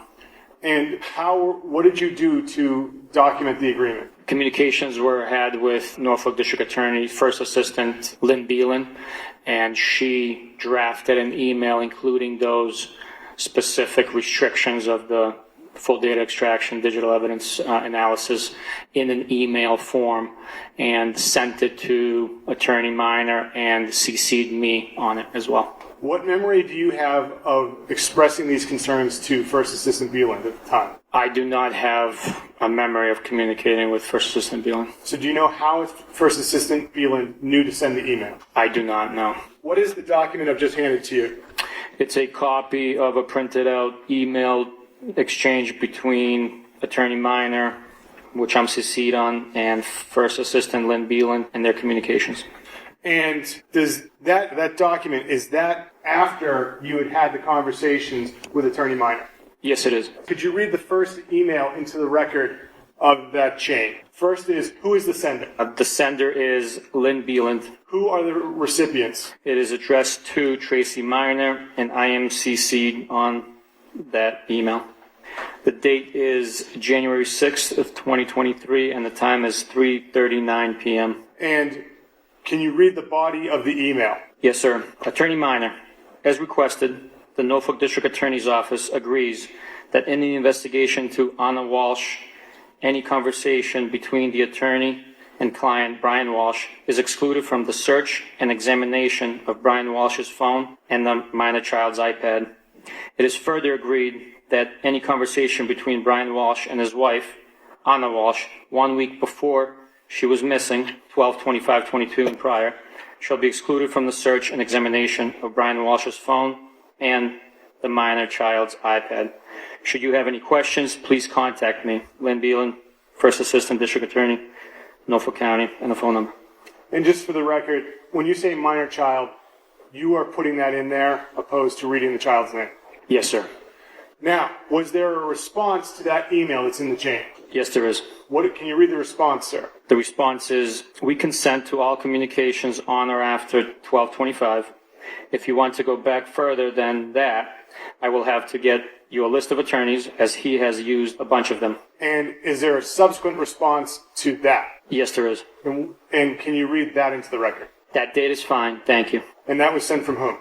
That was sent from Lynn Beeland. Did you receive any further email communication from Attorney First Assistant Beeland and Miner after that third entry into the email chain? I have not known. Once that was done, those emails had been exchanged. What did you do as far as trying to get the devices? I didn't do anything about trying to get the devices. Why didn't you go get them? I was tasked with traveling out of state, and I was not going to be present. Where were you supposed to go as a result of traveling out of state? I was traveling to Washington, D.C. Why were you going to Washington, D.C.? The information we had at the time and the multiple reports of Ana coming from D.C., living in D.C., and having traveled back to D.C. based on my conversation with Ana Walshe, I traveled to D.C. to go find Ana. Did you meet up with anyone in law enforcement to help you in D.C.? Yes, it was Detective Lieutenant Lopes and 2 troopers from another unit on the state police. Now, so after the email exchange comes through, who do you inform that you've now received permission from Attorney Miner? I informed Lieutenant Fanning. And who is Lieutenant Fanning in the chain of command of the detectives unit? He was the executive officer at the time in the unit. And where were you when you informed Lieutenant Fanning? I was in the command post. And where was the command post located? It was located a short distance down the street from 516 Chief Justice Cushing Highway in a shopping plaza parking lot behind the stores. Now, when you informed Lieutenant Fanning, were you talking to him in person, or was this over the phone, or what? It was in person. At the command post on the late afternoon of Friday, January 6th, how many state troopers were in and around this area at this point in time? There were dozens and dozens. And so, are you aware of who collected the devices from Brian Walshe on January 6th? I am not aware, no. So you didn't go to collect the devices? No, I did not. When did you return from Washington, D.C.? It was during the late evening hours of January 8th. It was Sunday, I believe, if I'm not mistaken on the date. And did you have any further conversation with Attorney Miner about the devices after the phone calls and the emails? No, I did not. So after the email chain is done, do you have any further phone calls? No. And to be specific, with Attorney Miner? No. And going back to the second phone call, you told Attorney Miner that you wanted to look at the iPad? Yes. And can you just tell us what you told her about wanting to look at the iPad? The conversation about the extractions, the full data extraction, was in reference to the 2 cell phones. We went into detail about that. Once she consented to those cell phones, I asked if we could also do the same with the iPad. Was there any concerns about communications on the iPad? No, there was not. Did you explain to her whose iPad it was? Yes, I did. And when you explained to her, who did you tell was the user of the iPad? I told her that based on my understanding, it was the 6-year-old juvenile. Did you tell her anything further about the use of the iPad and why you were looking at it? No, I did not. Nothing further, Your Honor. Good afternoon, sir. On direct examination, you described your interaction with Diane Walsh. Yes, sir. And so you were involved in interviewing Diana Walsh along with the 6-year-old son. Portions of it, yes. When you say portions of it, what portions? The 6-year-old was not present during the entire interview with Diana. But you were present for the entire interview of Diana Walsh. I was. You didn't have any involvement in the interview with Mr. Walsh on January 5th. No, not the official interview. I just introduced myself and met him. Brief communication verbally, not a formal interview. Did you arrive at the home at the same time with the other officers who eventually did conduct an interview with Mr. Walsh on January 5th? If I'm not mistaken, we all arrived together, yes, sir. So you were sitting, is it fair to say that during these two different interviews, you were in different rooms? Yes, we were separated. The two rooms are separated by the stairwell or staircase and a wall, I believe, in the home. That's right in the middle of the building. But there's open space for the front and the rear through the kitchen. It's fair to say then that there were times during these interviews that you could hear people asking Mr. Walsh questions, correct? To be accurate, because we were having our own conversation, I merely heard voices. I could not hear the specifics of their conversation or who was speaking. And it's entirely accurate, isn't it, to say that the entire time that you talked to Diane Walsh, that Mr. Walsh, Mr. Brian Walsh, he was never present for any of that, correct? With our conversation? No, he was not. So when you were asked all these questions on direct examination, and you were describing the behaviors of Diane Walsh as you interpreted, it's fair to say that Mr. Walsh had nothing to do with any of those behaviors of Diane Walsh that you were upset with. Are you asking if he was influencing her behavior? Yeah. I could not suggest that, no. Okay. And, I mean, she is the grandmother of this the 6-year-old that you were also talking to. That's my understanding, yes, sir. And this 6-year-old was telling you, in his own words, what he remembered about seeing his mother, correct? Yes, the information of his recollection was in his own words. And when you were asked questions on direct examination about the iPad, fixing it, you used the word manipulation, right? That is a term I use, yes. Okay. You don't have any specific knowledge about what you characterized as the manipulation of the iPad. The knowledge I have is that I was told she fixed the device for him. Diana said that the button was broken. Those types of manipulations of the device, in my training experience, would be logged within the database on the device. But based on that information that you just told the court, when Diane Walsh mentioned a button, what button was it? She didn't specify. It's fair to say that you didn't make any effort to see if the button was now working or whatever button she was referring to was working, correct? Correct, I did not see, no. So you really don't know, do you, at the time, that the iPad was in fact not working or if it just didn't come on? You really don't know. You're just going on the fact that Diane Walsh said something about a button wasn't working. It was the child's information that he passed along to us and what Diana shared as well. And the only question that you testified to, that you asked the 6-year-old, was something to the effect, do you know where your mother is, or do you know where your mother went? That was when Diane Walsh interjected and made a comment, correct? That specific question, she interrupted my full question, so I could not ask the full question. The question was interrupted. Now, it's fair to say that you haven't been trained in interviewing young juvenile children, correct? I don't have specific training for young juvenile children, but I am trained in interviews and interrogations. Right, but you would agree that there are people that are trained specifically to interview young children, correct? I am aware that there are specialists that conduct SANE interviews. And you are aware of the fact that eventually on January 5th, there was an agreement to have the young child, the 6-year-old, interviewed by a trained specialist, correct? I'm not certain of the date when the agreement happened, but I am aware that there was an agreement to do something like that along those lines. And that would be done by someone in Norfolk, correct? In fact, I think the office that they use is in Norfolk, correct? Do you know that? I am not aware of the location outside of Foxborough, but I could be wrong. And you would agree, wouldn't you, that, in your experience, it's not unusual, is it, for a parent or a grandparent to protect their child or grandchild from certain questions that they think may upset them? No, I wouldn't say that it's unusual that a child or a parent or a grandparent would do something like that, no. If I understand your direct examination and some of your questions, and please correct me if I'm wrong, you did or you did not have any conversation with Assistant District Attorney Lynn Beal regarding any supposed agreement? I don't have a memory of talking to Lynn Beal on the phone about the agreement. And it's fair to say that you've been asked by the Commonwealth in this case to search your records, your emails, whatever, for any such evidence communicating with Assistant District Attorney Lynn Beal regarding this agreement. I have been asked, yes. And you conducted that search and you found nothing. Conversations over the phone. I don't have a conversation over the phone specifically in reference to the agreement.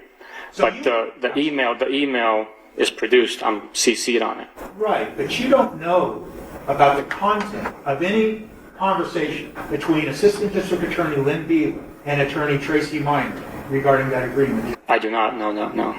And it's fair to say that you never attempted to contact Lynn Beal to make sure that you understood what the parameters were of any agreement, did you? I did not contact Lynn Beal. The email spoke for itself. Well, you've testified here today that, for instance, you just answered a question on direct examination, that the iPad had no limitations put on, like the search of the iPhone, correct? Objection, I don't. I rephrase the question. Were there any limitations put on any search of the iPad? The search limitations were included in the email, and it referenced all devices that we were going to get on consent. Now, you've also told us that your discussions with Attorney Tracy Minor involved discussing and seizing cell phones, correct? Yes, there were 2 cell phones, as I mentioned prior, and the iPad that we were aware of. And regarding the 2 cell phones, we can all agree that one of them was purportedly Mr. Walsh's personal cell phone, and the other cell phone was the one in the Volvo that was attributed to the young 6-year-old, correct? Yes, sir. There is no reference in the email that you've referred to today to a second cell phone, is there? I'd have to take a look at the email, but my understanding through our communications, myself and Tracy Minor, were for 2 cell phones and the 6-year-old's iPad.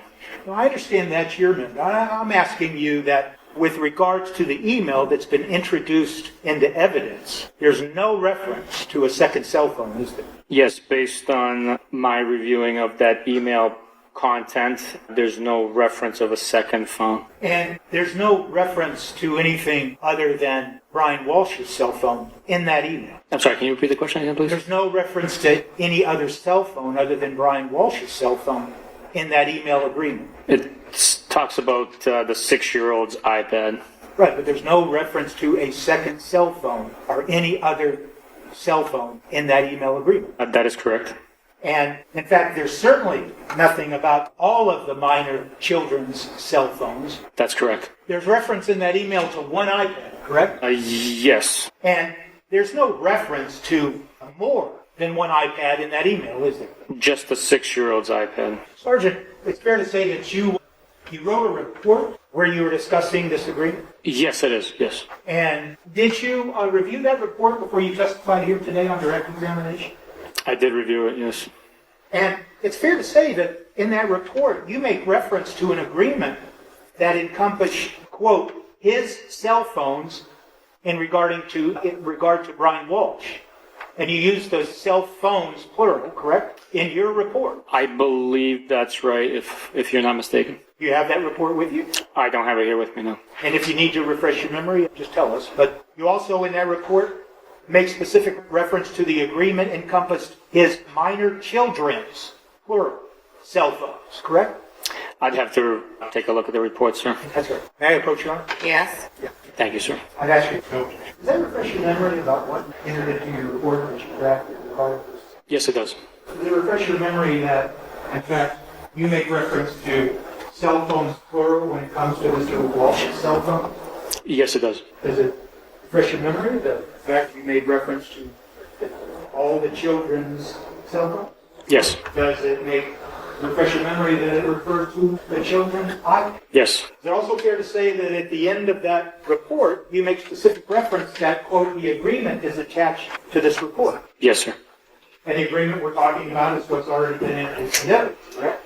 That is correct, sir. It's fair to say that that agreement that was introduced in evidence does not refer to multiple cell phones, multiple iPads, correct?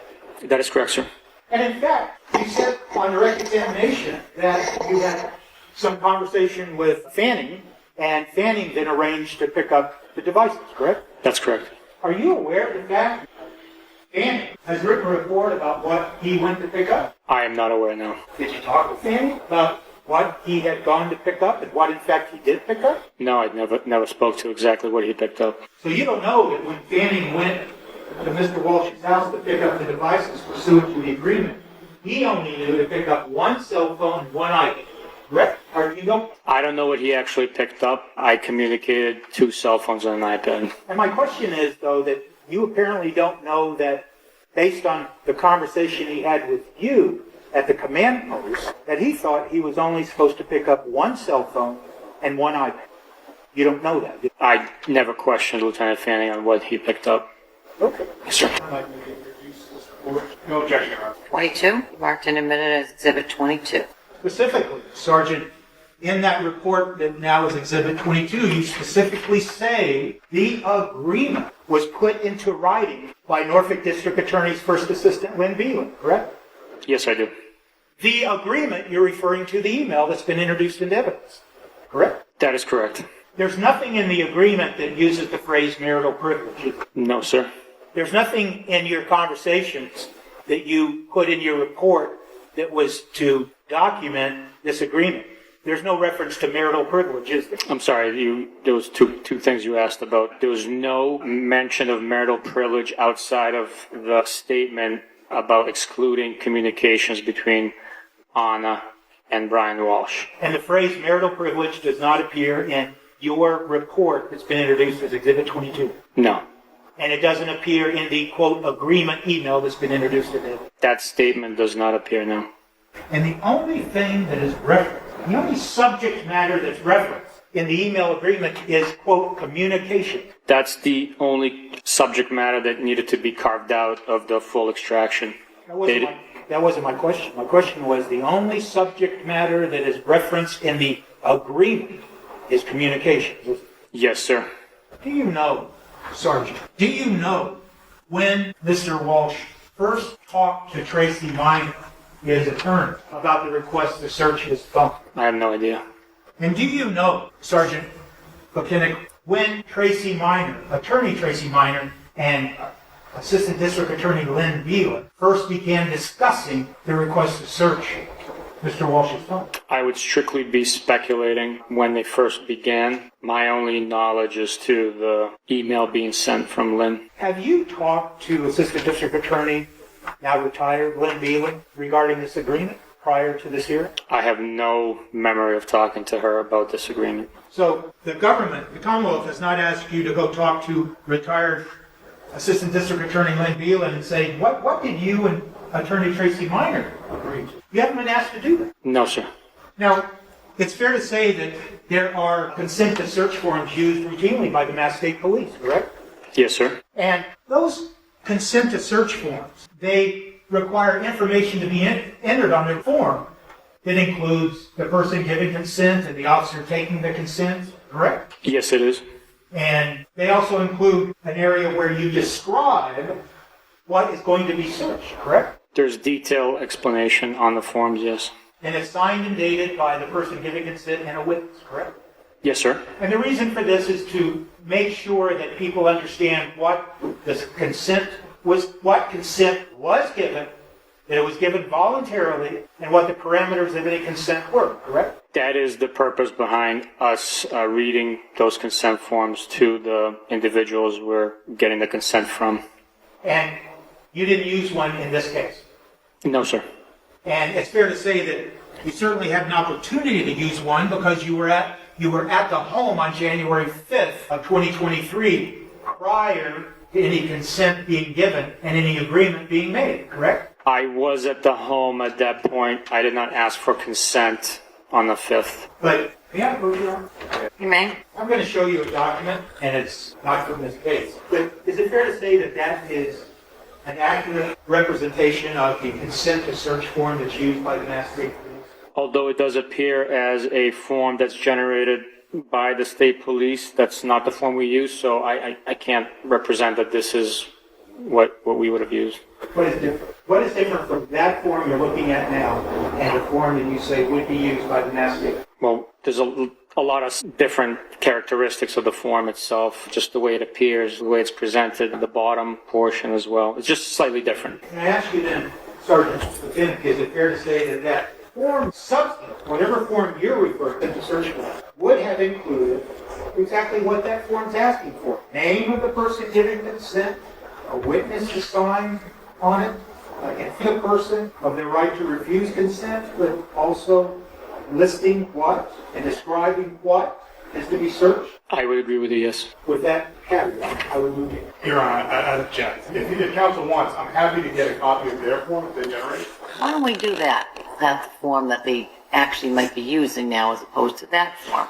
There's no dispute with regard to the contents of the form. He didn't fight you on that. He agrees with you. It's in evidence. You don't need the form that he's not familiar with. And I'll get a blank one and we'll stipulate to it as an exhibit. That sounds true. I did ask for what I... You didn't ask for, you asked for what previously?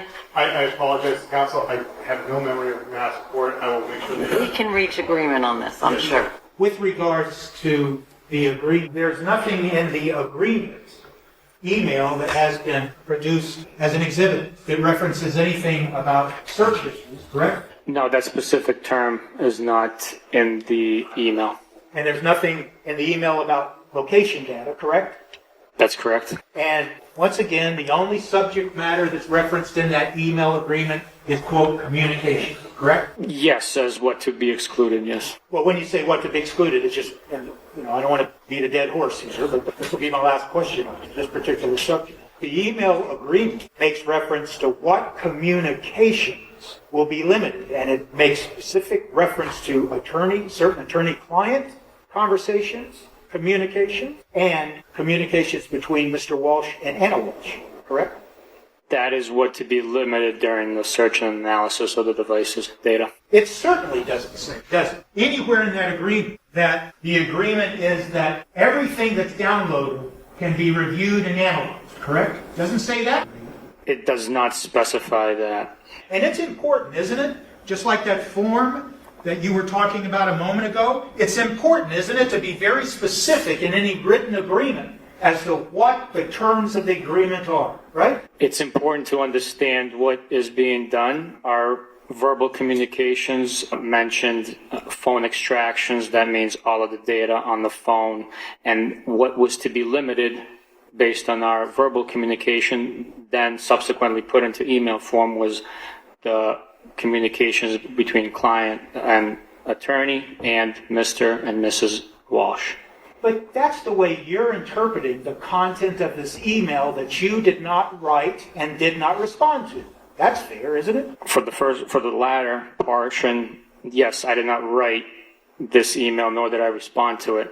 But the verbal agreement on the phone with Attorney Minor was that we were doing a full system data extraction on the devices provided that were consented to. That's your memory. Yes, it is.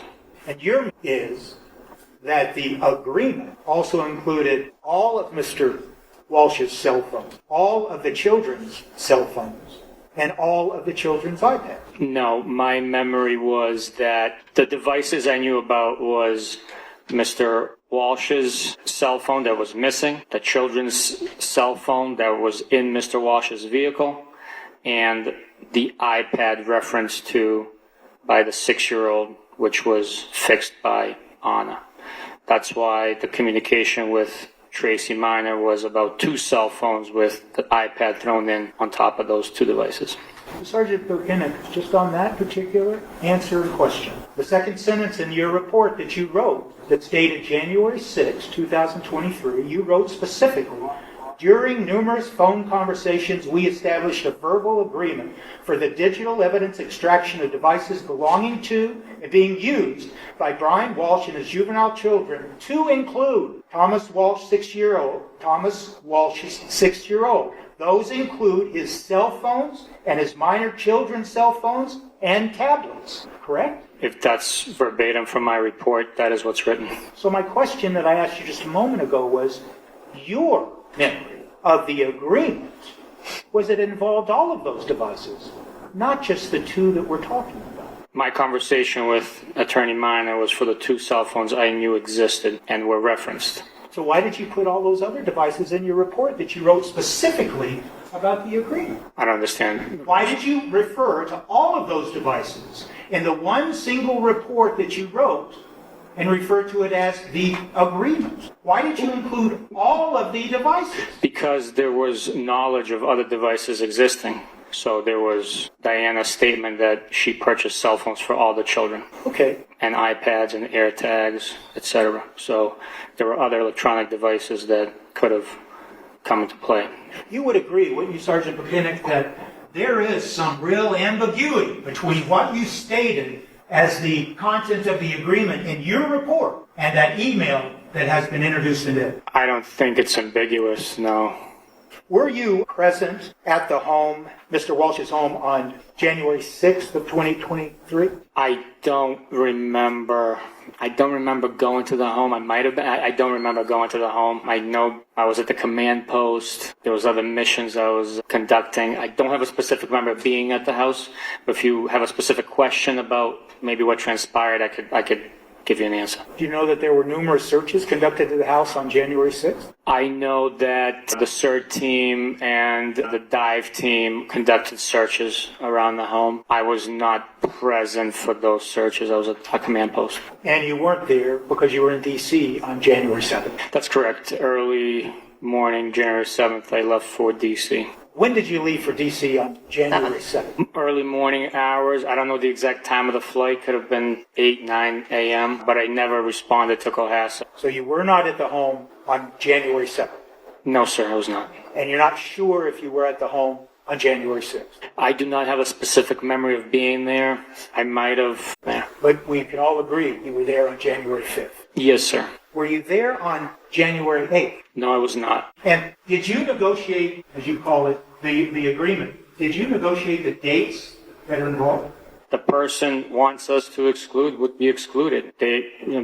Brian Walshe was eager to help us find Ana. The same sentiment was felt by me from Tracy Minor. She was trying to help while conducting her responsibilities as a defense attorney. So that was my understanding based on our conversation. But was it your understanding that regardless of the communications that are referenced in there, attorney-client communications and communications between Mr. Walshe and Ana Walshe, that in fact there was a temporal limit placed on any search device? Can you rephrase that question, please? The temporal limit, I just want to make sure I understand correctly. That in fact there was a date, 12/25/2022, that the search parameter would begin, and there was an ending date of January 6, 2023, of the search parameter when the search would end. Are you aware of that? I am aware of the date that we couldn't go back past, and that was the 25th. So we couldn't search for communications between client and attorney before the 25th, as well as Mr. and Mrs. Walsh's communications. And I guess what I heard you say was that it wasn't you that suggested 12/25, correct? Right. I wouldn't have a reason to pick a date. That date, other than being Christmas, had no significance to me. And it wasn't you who picked the date of January 6th, 2023. I believe it was present. So the term used was present. On direct examination, you used the word documentation in the context of what Attorney Tracy Minor asked for. You remember that? Yes. And was it documentation regarding what the agreement was? She just wanted to put it in writing, so we needed to document what the specifics were. And was it also documentation about what, in fact, searches were conducted and how they were conducted? No, we didn't discuss the details of the searches. She just wanted specific things excluded from the analysis and the searching of the data from those devices. And that is what was documented by First Assistant Lynn Beelan, and she agreed to it. That's all I have. Read around. Thank you, Sergeant. What memory do you have Attorney Minor mentioning marital privilege in your conversation? No memory whatsoever. The scene that was mentioned, where does the District Attorney's Office and the State Police do those forensic? To the best of my knowledge, at the NAC in Foxborough, if I'm not mistaken. And do you have any certifications in cell phone analysis? I do. And what certifications do you have? I have a Celebrite basic course. It's a week-long course with certification. So when you say the term digital evidence extraction, what significance does that have as far as celebrating? It's a full file system download, basically a copy of what the device contains for data and information on it that's then transferred onto a processing computer with an exact copy. Then Celebrate parses out certain information that's either labeled or carved out if it has been deleted and no longer assigned a value that is of significance. Did Attorney Minor request a consent? No, she did not. Recross. The witness may step down. Thank you. Solemnly swear or affirm the testimony shall provide in the matter now and hearing shall be the truth, the whole truth, and nothing but the truth, so help you God. Sir, could you please state your name and spell your last name for the record? Yes, good afternoon. Good afternoon. My name is Lieutenant John Fanning, Fanning. And Lieutenant, where do you work? I work for the Massachusetts State Police assigned to the Norfolk District Attorney's Office. How long have you been with the Massachusetts State Police? 20 years next month. And how long have you been assigned to the District Attorney's Office? 13 years. And how long have you been a lieutenant?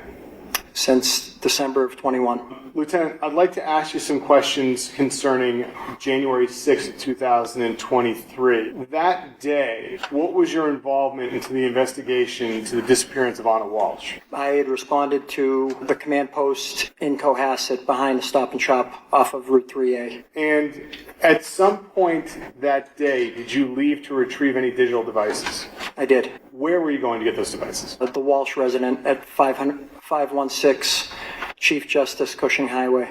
And how did you know that you were able to go to that location to get those devices? I initially had spoke to Sergeant Bukhenik, and then I spoke with Attorney Tracy Minor. When did you speak to Attorney Minor, if you remember? It would have been just before I left to go there. I'd say sometime in the 4 p.m. hour. And how did you contact Attorney Minor? By phone. And can you tell us about the conversation you had with Attorney Minor? Yes. I introduced myself. I hadn't met her previously, so made a brief introduction. Told her that I had spoken to Sergeant Bukhenik, that he was out of pocket because he was preparing for a trip to Washington, D.C., and that I'd be handling communications while he was gone. It was a cordial conversation. She was very cooperative. I explained that she had had a previous conversation with Sergeant Bukhenik and a email communication with First Assistant Lynn Beeland. I said, I'd like to go get those devices as soon as possible. She agreed. She said that Brian was home and that I could head over there. We also had a brief discussion about why the timeline of the Walsh oldest child, that he had stated that Ana had touched the device and fixed it for him. That was really important to us because we were trying to hone in on surveillance. And so what did you tell Attorney Minor about that device? Is that what you said to her? Yes, we had a conversation about the importance of narrowing down our search timeline for vehicles potentially coming to and from that residence. Now, why did you want to go get those right now, as you just said? Well, we were trying to find Ana Walshe. It was important that we got those devices. It was my understanding from other investigators that Ana used different devices. That was according to Brian, that Ana had utilized multiple devices. Brian had stated to investigators in previous interviews that Ana would use his phone from time to time. She had used it for Uber and Lyft. And then, obviously, the oldest Walsh's device was important because of this account from the oldest Walsh about Ana fixing his iPad prior to her leaving. So, you have this conversation with Attorney Minor. About how long do you think the conversation was? 5 or so minutes. And after the conversation, where did you go? I went to the Walsh residence. When you arrived at the Walsh residence, who was there? Brian Walsh. Was anyone else home at the time? No, not that I remember. I didn't see anyone else. Can you just tell us what's your interaction with Mr. Walsh when you got there? Yes, I pulled in, went up to the front door, knocked. I was encountered by Mr. Walshe. I introduced myself. I had not met him previously. He invited me in. I stepped off to the left, which would have been in the kitchen area, dining area, just to my immediate left. I said, I just spoke with Attorney Minor. Did you know that I was coming? He said, yes. I said, I'm here to retrieve these devices. And what was his demeanor like when you were speaking with him that night on January 6th? Very cooperative, cordial, helpful. And so you said that you were there. What devices did you think you were going there to retrieve? His cell phone and his son's iPad mini. And so you told him that did you tell him what devices you were looking for when you arrived? Yes. And so what happened after you told him about the devices you were looking for? He went off to my left, past the kitchen, into kind of a living room area. There's also a desk in that area, and very quickly came back with the iPad mini that he said was his oldest son's. And he produced anything else besides the iPad mini at this point in time? He gave me his cell phone. And after you got those two devices, what happens? He then said that he wanted to go find another device that his kids access. I said, okay. He thought it would be helpful. At that time, he went to my right, which was into kind of an open, I don't know what I've described, open room where the dog cage kennel was, and there was a flight of steps that went up to another room. He went out of view that way, and shortly thereafter returned with another iPad with a cracked screen. And did he say anything when he gave you the second iPad? He just said, my kids use this. It might be helpful to you. What did you say after he gave you the second iPad? We had just confirmed the passwords. He had told me the password to his cell phone, and he confirmed the passwords on the two other devices, as the kids predominantly use those, and I wrote them down. And so after you received the passwords, what happened as far as your conversation with Mr. Walshe? I told him we're going to try to return them as soon as possible. I appreciate him cooperating, and I left the residence. And so once you left the residence, where did you immediately go to? My vehicle. And when you got into your vehicle, what did you do with any of the devices? I put the two iPads on my passenger seat. I had Brian Walshe's phone in my hand. I checked the password that he gave me to unlock it. It would be normal for me in most situations to put the device into airplane mode to preserve data. In this case, I don't recall putting it into airplane mode because if Ana had tried to reach out, the device wouldn't work. I also went into the text app just to see the last communication with Ana Walshe, the time, which really is just like a timestamp. It could say today, yesterday, or it would go back in time with dates. Then I relocked the phone knowing that I had the correct password and put it back on top of the two iPads. And once you did that, where did you go? I went back to the command post. And so when you got to the command post, Lieutenant, what did you do as far as handling who did you give these devices to? Trooper Connor Keefe. Why did you give them to Trooper Connor Keefe? Trooper Keefe is one of our forensics examiners. So he was there waiting, and I was arranging for him to take them back to our Canton office for download. Do you have an idea of when you gave these to Trooper Keefe? It was immediately following coming back from the Walshe residence. And so did you give Trooper Keefe any commands at this point in time as far as what to do with these devices? I gave him the three devices kind of stacked up on top of one another with a piece of paper with the passwords. And I told him, you have consent to download the data and analyze the data of the phone from December 25th until the present. And did you give him anything else besides those three devices and the piece of paper with the passwords? No. And on January 6th, did you have any further conversations with Attorney Minor? I do not recall any conversations there on the 6th. So, do you know when those devices were returned to Mr. Walshe? The afternoon, approximately 1:30 on January 7th. Now, later that afternoon, were any of the troopers assigned to your detective unit dispatched to the area of Swampscott? We're talking January 7th. January 7th, yes. Yes, they were. Okay.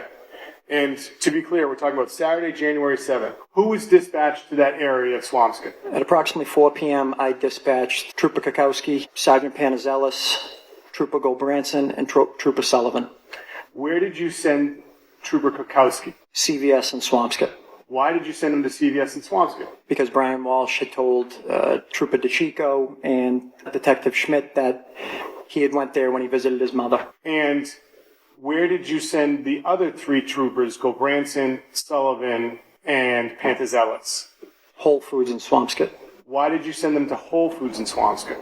Because the defendant said that he had went there when he went up to his mother's residence. And so why are you sending troopers to these locations that the defendant said he was at? To confirm if he went there. And so that was done, those troopers were dispatched on Saturday, January 7th at approximately what time? Between 4 and 5 p.m. And that time frame, when was it that you heard back from Trooper Kukowski about the CVS in Swampscott? I'd say somewhere in the 6 to 7 p.m. range. I can't recall the exact time.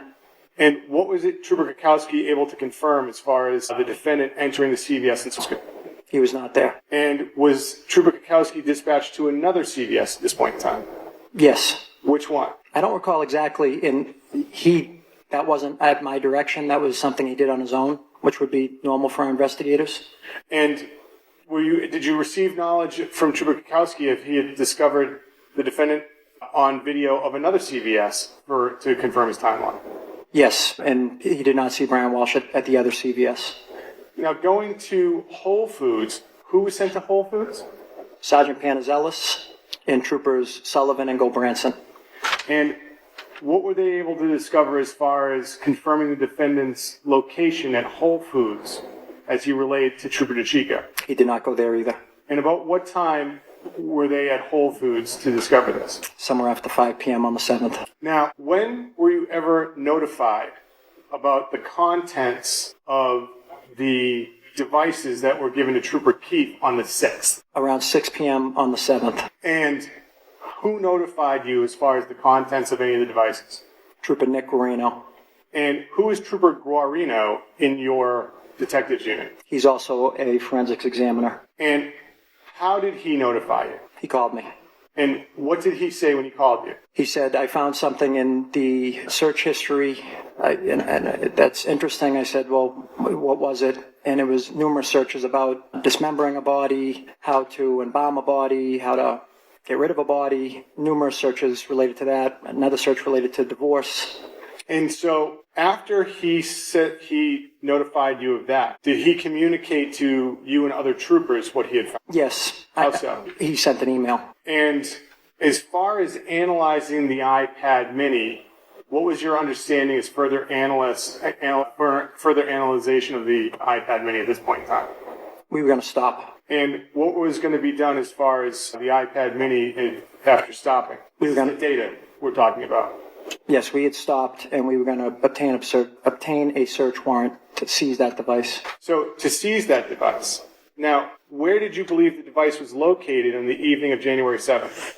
It was back at the home. And so what was done as far as trying to obtain a search warrant for the home? We started writing one on the evening of January 7th. And was one obtained? Yes. When was that search warrant executed? Between 8 and 9 a.m. on January 8th. Now, were you there when it was executed? I was. So when the search warrant was executed, who was home at the Walshe residence? Brian Walshe, his mother Diane, the 3 children, and their dog.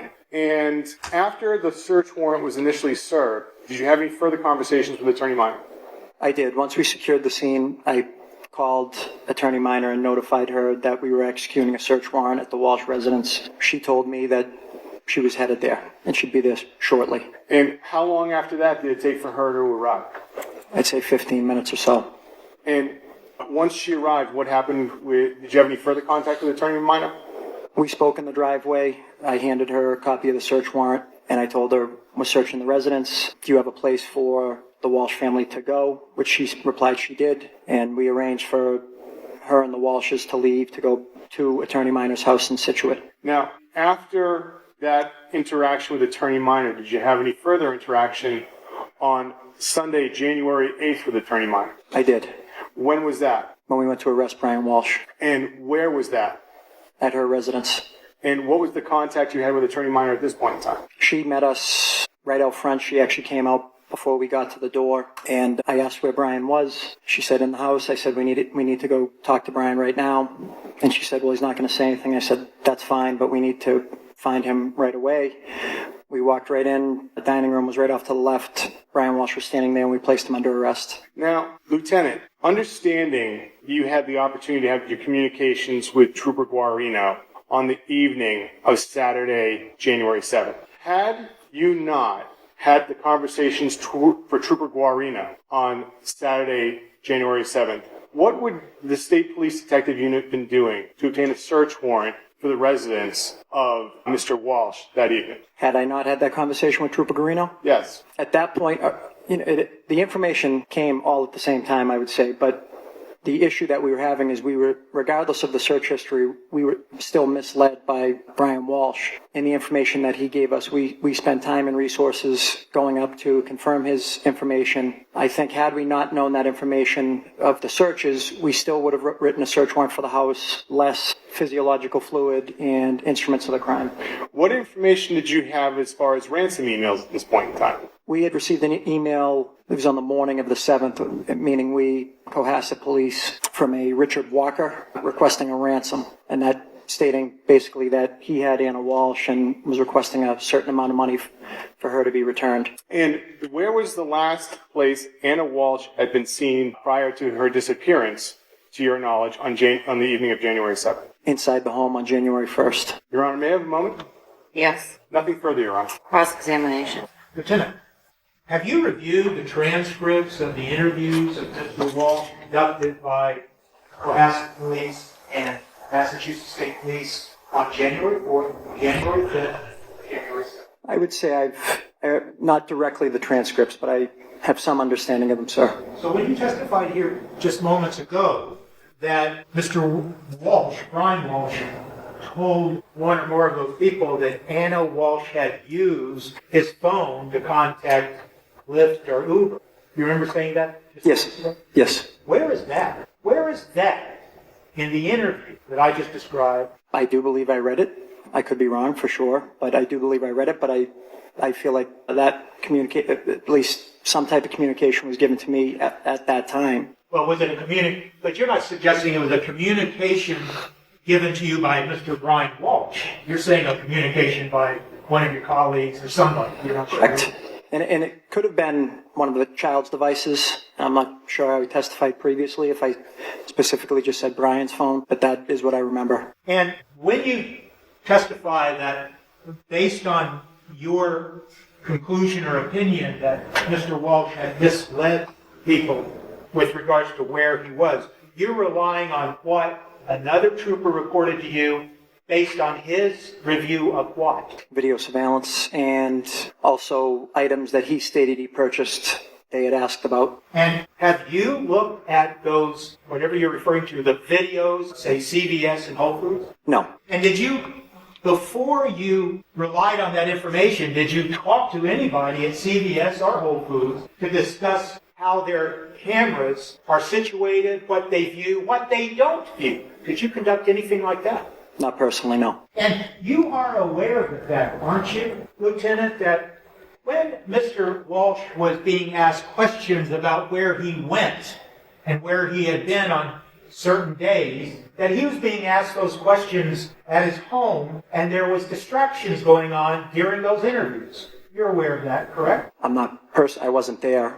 Okay. Are you aware of the fact that on the recordings you can hear a dog barking repeatedly? I didn't hear the recordings, but that would make sense. And are you aware of the fact that Mr. Walsh specifically told the troopers when he was being... I'm sorry, strike that. Are you aware of the fact that when he was being asked questions on January 4th, he was actually talking and telling them that he was tired and hadn't had sleep and words to that effect?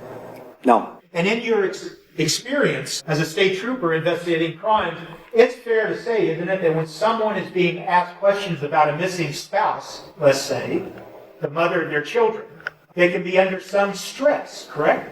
Absolutely. Now, you also told us that you were the one that went out and retrieved devices on January 6th of 2023, correct?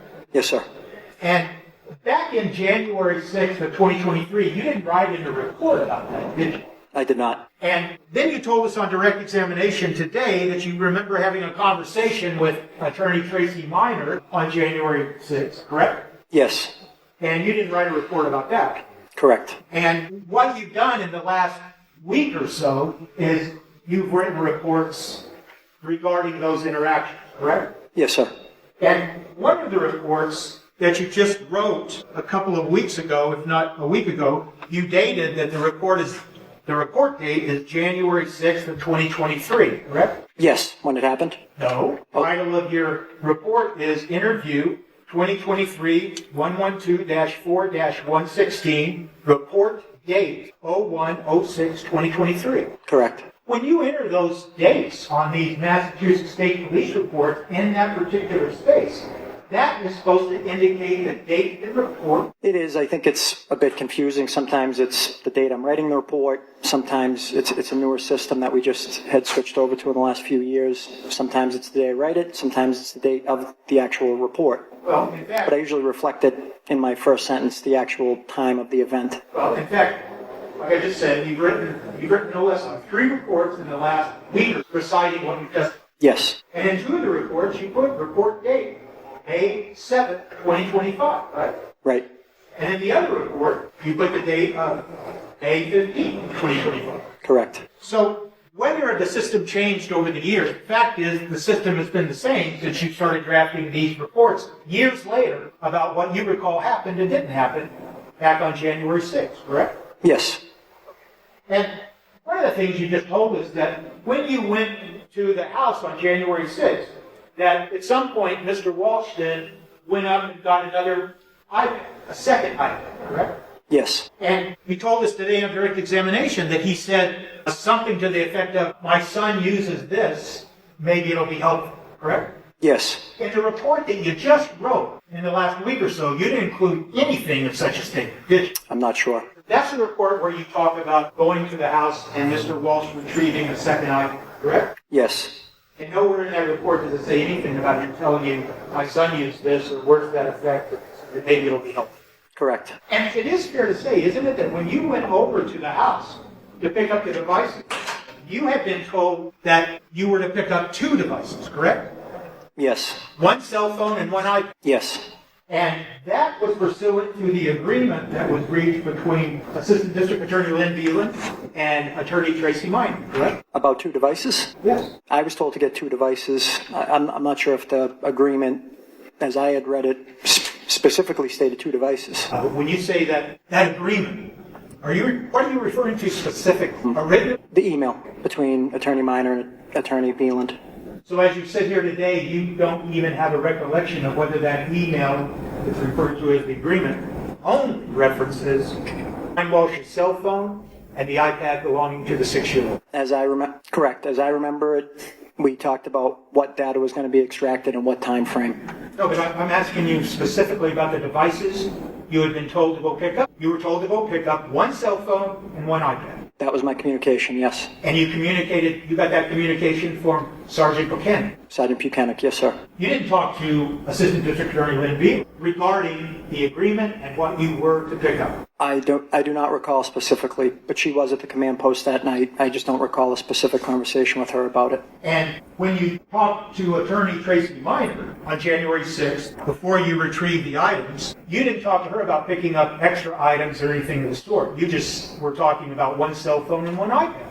Correct. And it's fair to say, isn't it, that the state of the knowledge of the investigation that you possessed on January 7th of 2023, you had no information whatsoever that the iPad that was purportedly belonging to the 6-year-old had been used in any way to go from one location to another or anything like that, correct? Just give me a second. I'm trying to process the question here. On January 7th, can you ask it again, sir? I'm sorry. Restate the question. It was, I'm not yeah. following it. If I can't follow it, Sorry about that. it's having evidentiary value to me. So why don't we just try that again? My question, is it based on what you had learned thus far up to January 7th? You had no knowledge that the iPad that you went to pick up on January 6th had been in fact used by Ana Walshe. Are we talking about the iPad mini or the cracked iPad?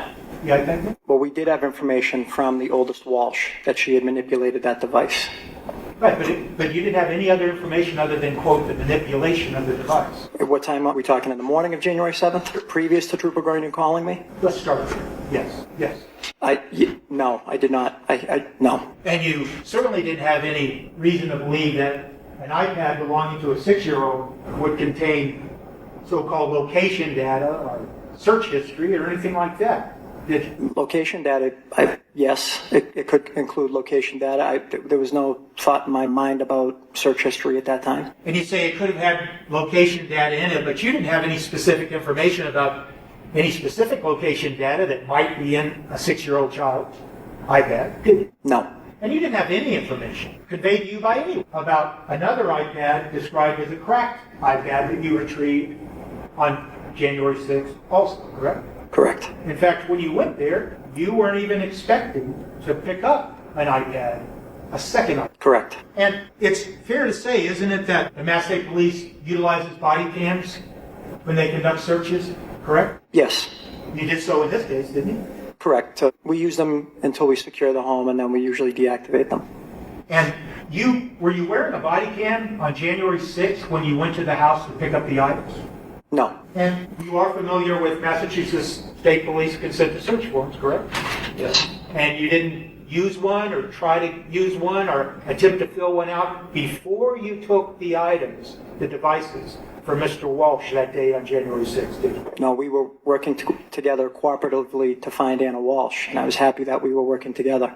No, but I understand your answer, but you didn't use a consent to search. There was already an agreement, so I think it wouldn't have made sense after just talking to Attorney Minor, talking to Sergeant Bukhenik, an agreement in writing to then show up with a consent form. I think Attorney Minor would have had a problem with that. Well, you think that, but my question is simple. You used those consent to search forms. You did not use one in this case. That's correct. And those consent to search forms, without belaboring the point, they're used to make sure that what you do, when it's looked at later on, that there's evidence that there was, in fact, a voluntary consent, and that whatever parameters of any search that was going to be conducted would be followed, and that the person giving consent understood that. Yes. That's all I have. Thank you, Jim. Redirect. Thank you, Your Honor. Lieutenant, you were asked a question about one of your police reports concerning whether or not you had mentioned that the son might have used the iPad in the police report.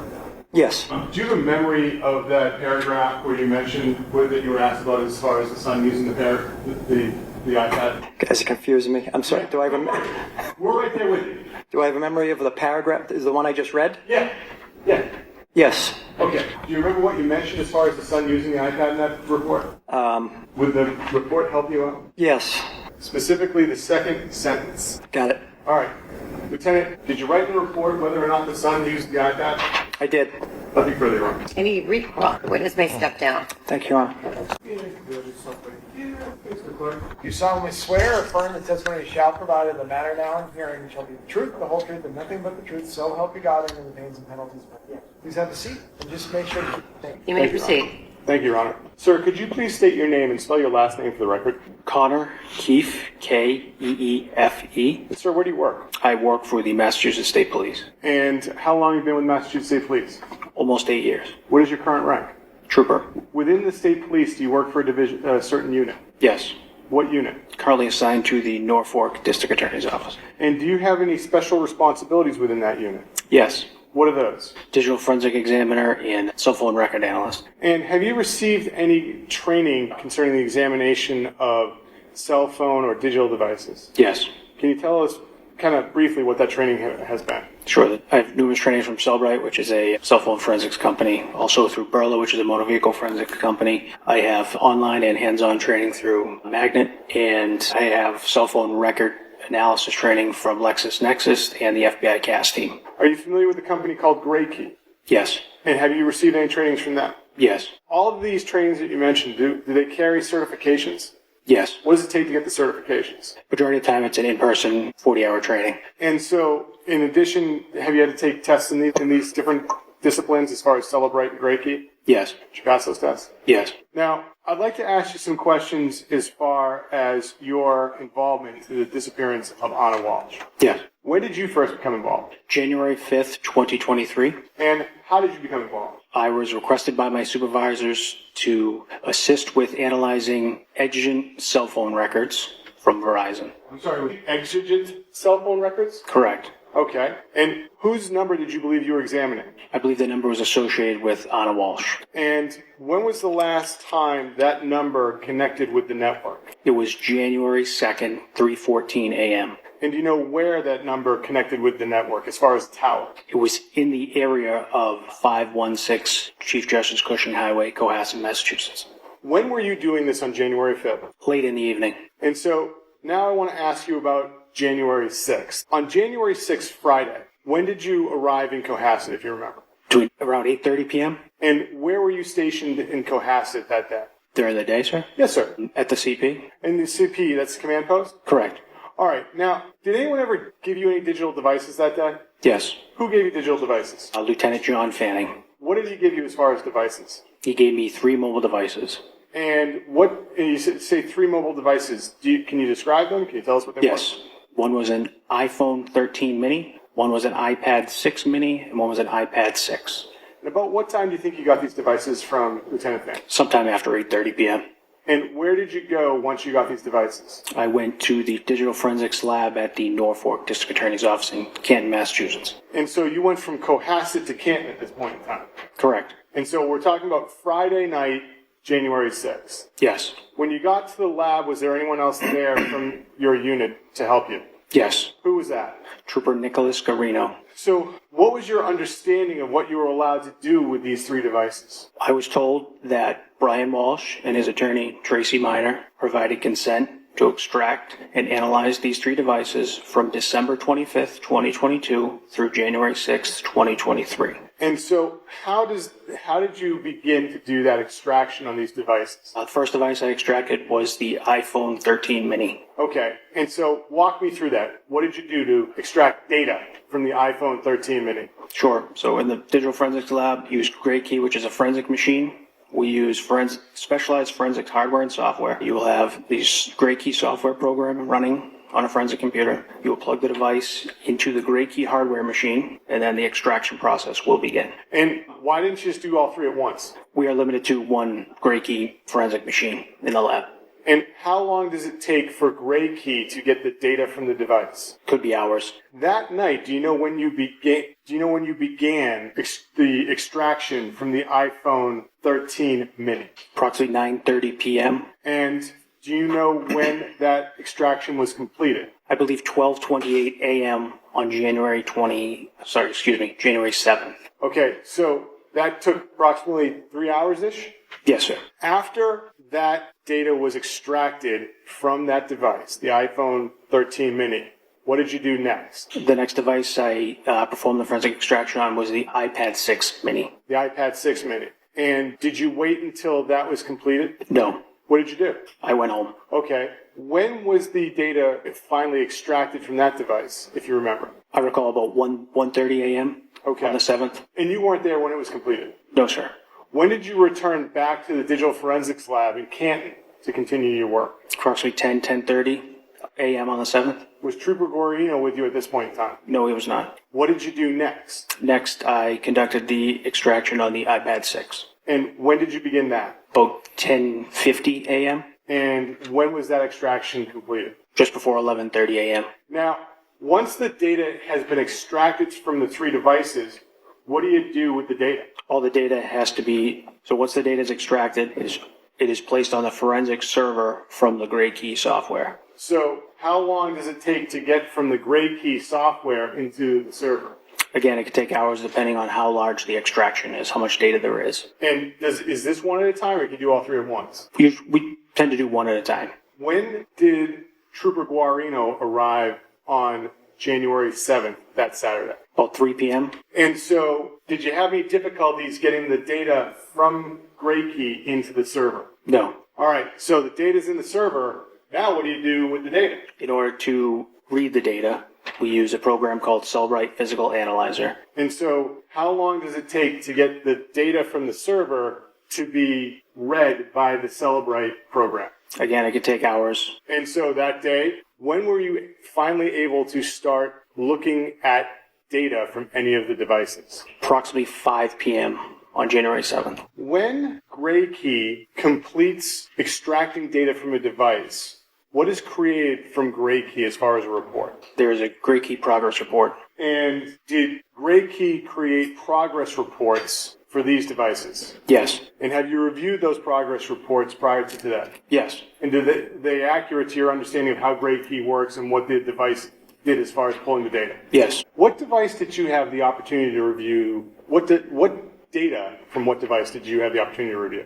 The iPhone 13 mini. Where were you reviewing this data from the iPhone 13 mini at the office in Canton? I was on the first floor in the forensic lab. Where was Trooper Guarino at this point in time? He was on the second floor in the main office area. And did one of you start before the other, or was it around the same time? It was around the same time. What device's data was he reviewing that night? The iPad 6 mini. Now, what did you notice when reviewing the iPhone 13 mini as far as the device being unlocked between January 1st and 2nd? I noticed there were 4 unlocks between that time frame. So when you're looking at the Celebrite program, can you just describe for us what does the Celebrite reader look like when you're looking at it? So Celebrite Physical Analyzer, it's interactive, so it parses the data into a readable format. It can parse it out into calls, contacts, messages, web history, locations, stuff of that nature. And so what part of the Celebrite program were you looking at as far as analyzing the data? I went to the timeline view.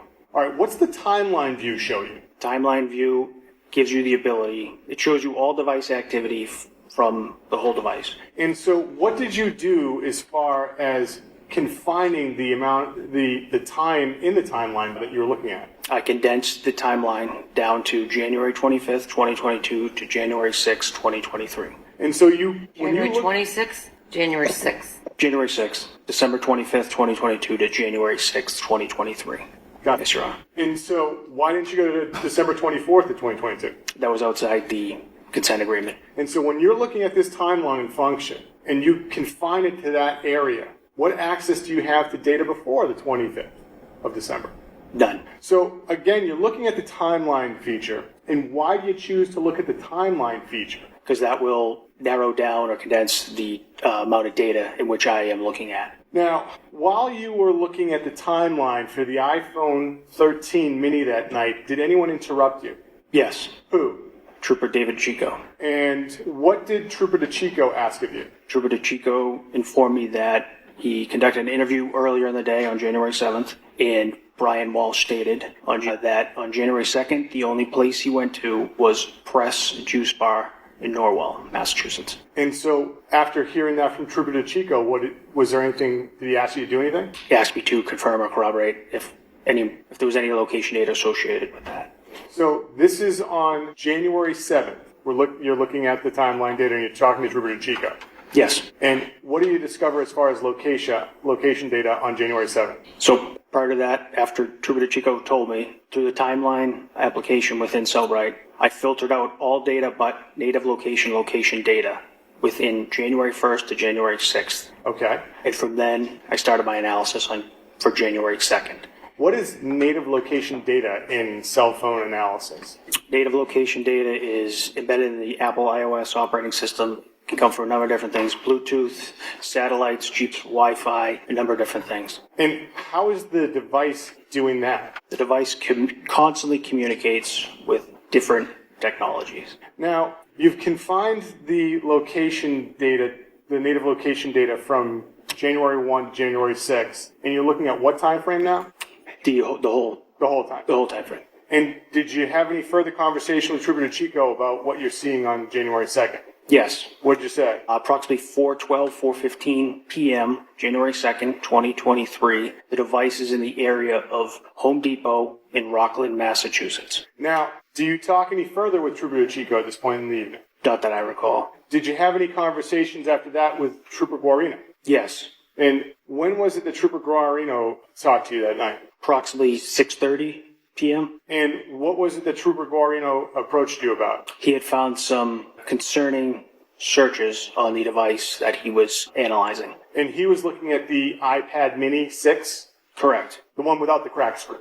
Yes. Okay. And what was it that he did? Now, he tells you this. Do you do anything to look at the data that he's talking to you about? No. Okay. So what did he tell you about? He told me there was a number of concerning searches that occurred on the iPad. So what was done as far as any further searching of the iPad 6 Mini? To my knowledge, Trooper Guarino, he had stopped his analysis and informed the supervisors. Now, with what you were looking at, which was the iPhone 13, did you stop your analysis as far as the work you were doing on the iPhone 13? No. So On the iPhone 13, did you have the opportunity to do any further analysis as far as native location data on that device? Yes, When did you do that? January 8th. And what were you analyzing as far as native location data for the iPhone 13 device on January 8th? January 1st through January 6th. And in reviewing that data, did you notify any troopers to go anywhere? Yes. Who did you call? I called Lieutenant Fanning, I believe. Okay.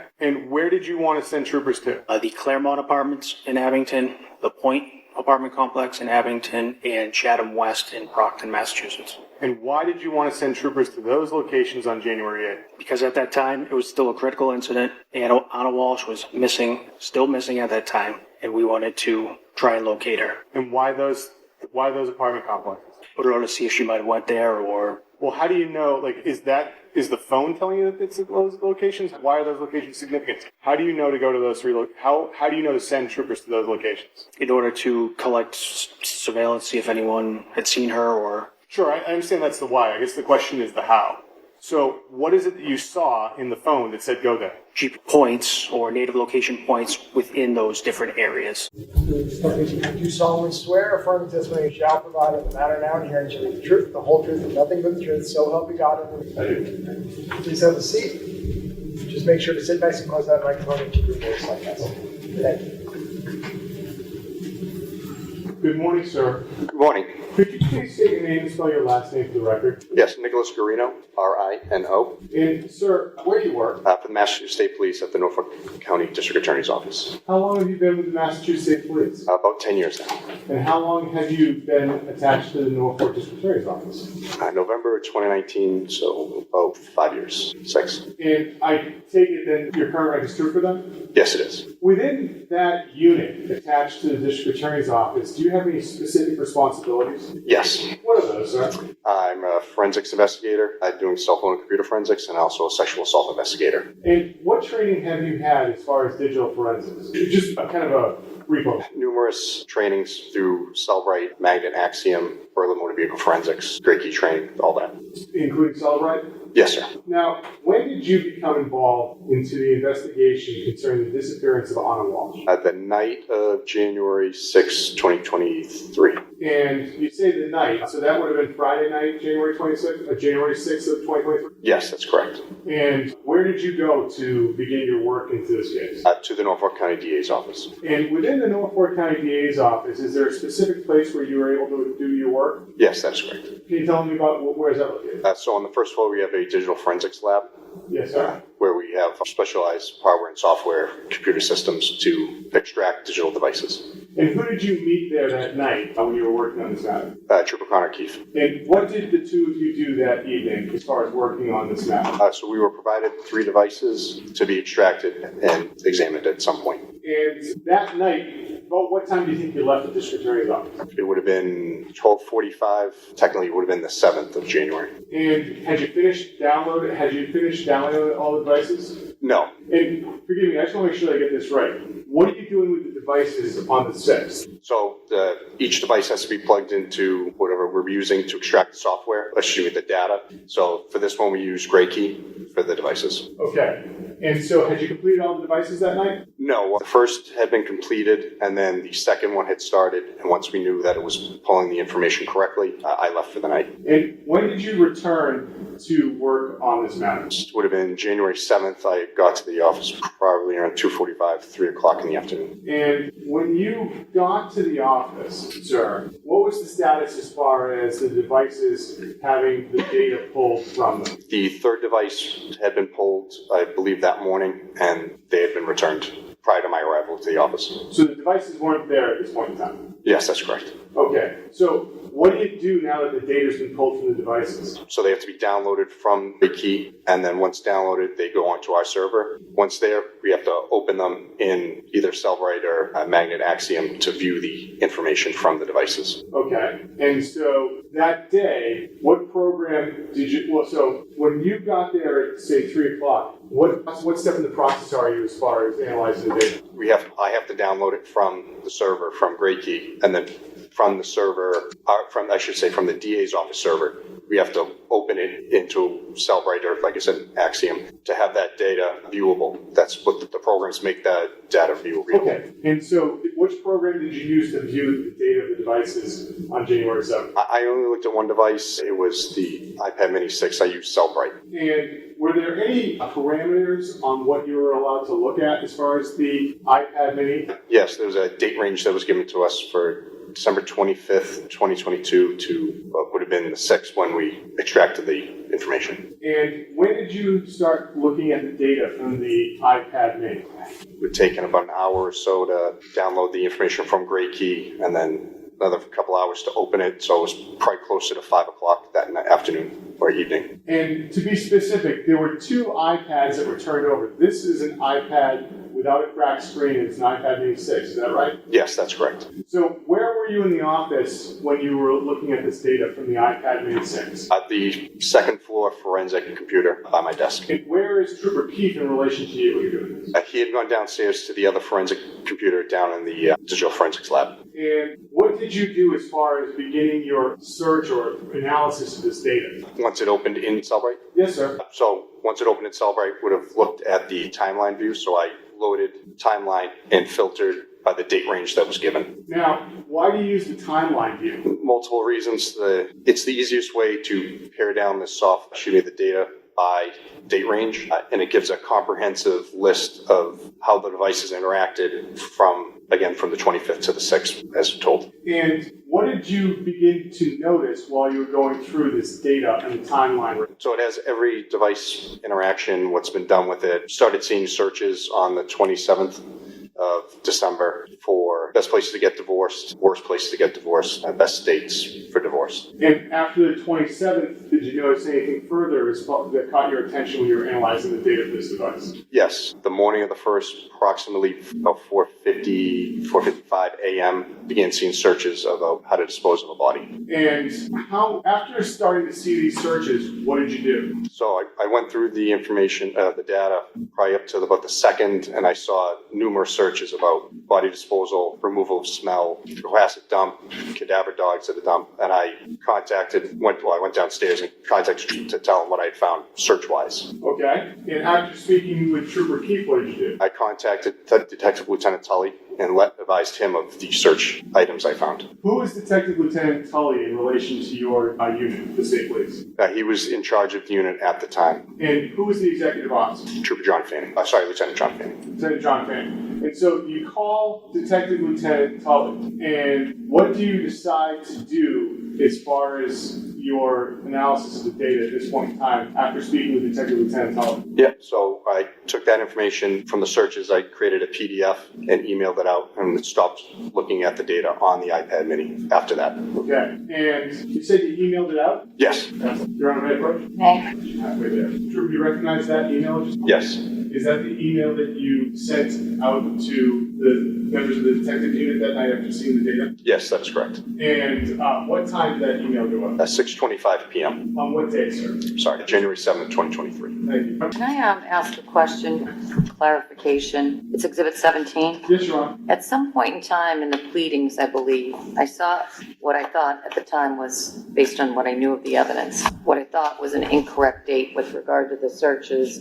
called them the best place to get divorced. I believe in some of the pleadings, I think it was the defense's pleadings, I'm not sure, it could be the prosecution's pleadings, that the date of that is listed in January, and that I remember reading it and thinking that's not consistent with what I thought the state of the evidence. His witnesses just testified that it was he started seeing searches on the 27th of December of 2022, which is correct. Is there any dispute about this? No, and I would just like to say that it wasn't my mistake because we didn't discuss divorce stuff, so I'm happy to say. It wasn't, well, now that you got me curious, it was in a list of, I thought it actually was in the defense's paper, just so that if you... Judge, I don't mean to interrupt, but if you're referring to one of our exhibits, that was the exhibit produced at the grand jury by one Michael Proctor, so if there's... It's actually, I'm not referring to that, counsel. I'm referring to page 3 of your memorandum in support of your motion to suppress the search warrants. And on that, it says, A, best state to divorce for a man, 1/27/23 at 9:54:13 p.m. Yeah, Your Honor, that was mine, and that must have been All right, clerical error. I'm just trying to get the accurate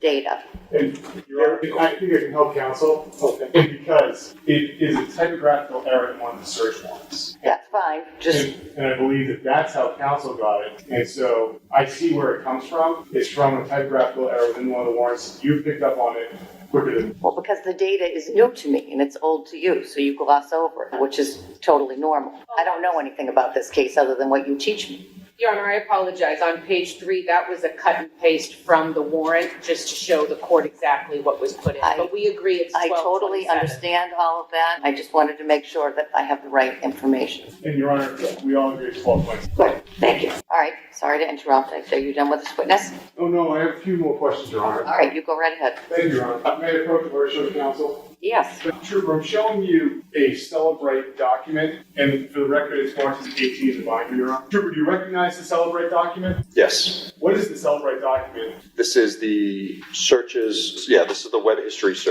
history from the Apple iPad. And so this is what you're alerting the other troopers to in your each. Yes. So, Trooper, you sent this email out, you had a conversation with your unit commander. What do you decide to do as far as further analysis of the data from the iPad 6 mini? Again, due to the searches and speaking with my commander, I stopped looking at the data. And what was your next steps as far as working on, what was your next decision on what you wanted to do as far as any further analysis on this, or to get your hands on this device? We needed to work in the search warrant for the home. The devices were there to get them again and re-image them, post a search warrant for those new devices that we get. So you said a search warrant for the home. Were you present for a search warrant of the Walshe home in Cohasset? Yes, I was. And when was that, sir? Sunday, January 8th in the morning. And what was seized from the home as far as devices that morning? There was 3 MacBooks, the iPhone 13 mini, the iPad 6 mini, the iPad 6 with the cracked screen, another iPad that I don't remember the exact model number of, and an iPhone SE. Your Honor, just have one moment. And I neglected to ask you, and just one last question. On that report I just showed you, was that in UTC? The web history search? Yes, sir. Yes, that's correct. And so what would need to be done, what do you need to do to UTC time to understand what time that search would be conducted in the East Coast in, say, January 2020? Due to daylight savings, it would be minus 5 hours of the time that's listed. Thank you. Nothing further, Your Honor.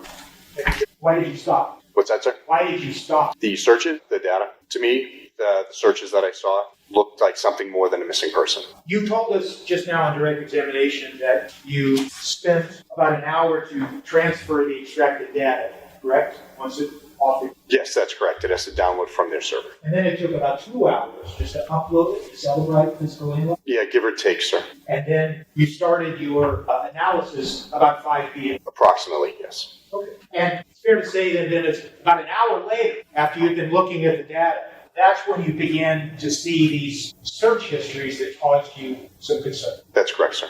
And then it wasn't until about 20 or 30 minutes later, based on that email that's been admitted, that you then stopped and emailed. I had stopped prior, but I had to export the information, that web stuff, so that takes time, and then put it into the email. So it's fair to say then that you spent about an hour from 5 to say approximately 6, approximately 5 to approximately 6, looking at the data. Yes, that's correct. And you spent about an hour looking at, for instance, the search history data. It was in the timeline, yes. Yes, and so it took you an hour to scroll through and look at that data before you even came upon these suspicious... Yes, that's correct. So it wasn't that when you opened up the timeline feature and then put in the time parameters that suddenly these suspicious search histories popped up and you looked at them and recognized them as, in your opinion, suspicious. You had to scroll through hundreds of search history data before you even got to them, correct? Yes, there was numerous bits of information in that data, so it's everything that was on the device, how it was utilized. So I believe it was like 190,000 different entries of data. And you would agree with me, wouldn't you, Guarino, that if you had been instructed that the parameter was limited to communications, you wouldn't have been looking at that search data, scrolling through it for an hour, would you? No, I would have. Even though you were given parameters of communications only? Well, I wasn't given that parameter. No, I'm sorry. I understand. Yeah. probably was. I apologize. If you were given strict parameters that you were only to look for communications, and there was no indication of search history or location data or anything of the sort, you wouldn't have been scrolling for an hour through that search history, would you? It would depend. There's multiple ways to have communications on a device, like a web chat feature, calls, obviously the regular calls, texts, but the app data also has, like Snapchat, loads differently. So there's multiple ways to find only the communication data. Right, and once again, Celebrite Physical Analyzer has all these categories you can check off, correct? Yes. Correct. That is correct. But you didn't check off any because you didn't know, you didn't believe, you weren't told that there were in fact parameters. The parameters I was told was the date range and that communications prior to the 25th were privileged because they may have been attorney-client privileged items. And when you just now referred to app data, it's fair to say that isn't it that what you were using, the Celebrite Physical Analyzer, actually segregates, can pull out app data separately and inform the end view. Here's app data. You can look at this. Is that? Again, it would depend on the app. When we hear about this timeline feature and things like that with the Celebrite Physical Analyzer, it's not that when you open up the timeline feature, all of a sudden all of this data that we're talking about, all these searches, they pop up on the screen. You have to begin to methodically scroll through them and analyze each one. Yes and no. Okay. And that, yes and no. Yeah. You had to scroll through an enormous amount of data to even get to what you consider to be the suspicious searches. Again, yes and no. Okay. Yeah. Yes and no. All right. I'm sorry. That's all I have. Thank you. Thank you, sir. Thank you. Redirect. Nothing further on. Witness may step down. Thank you.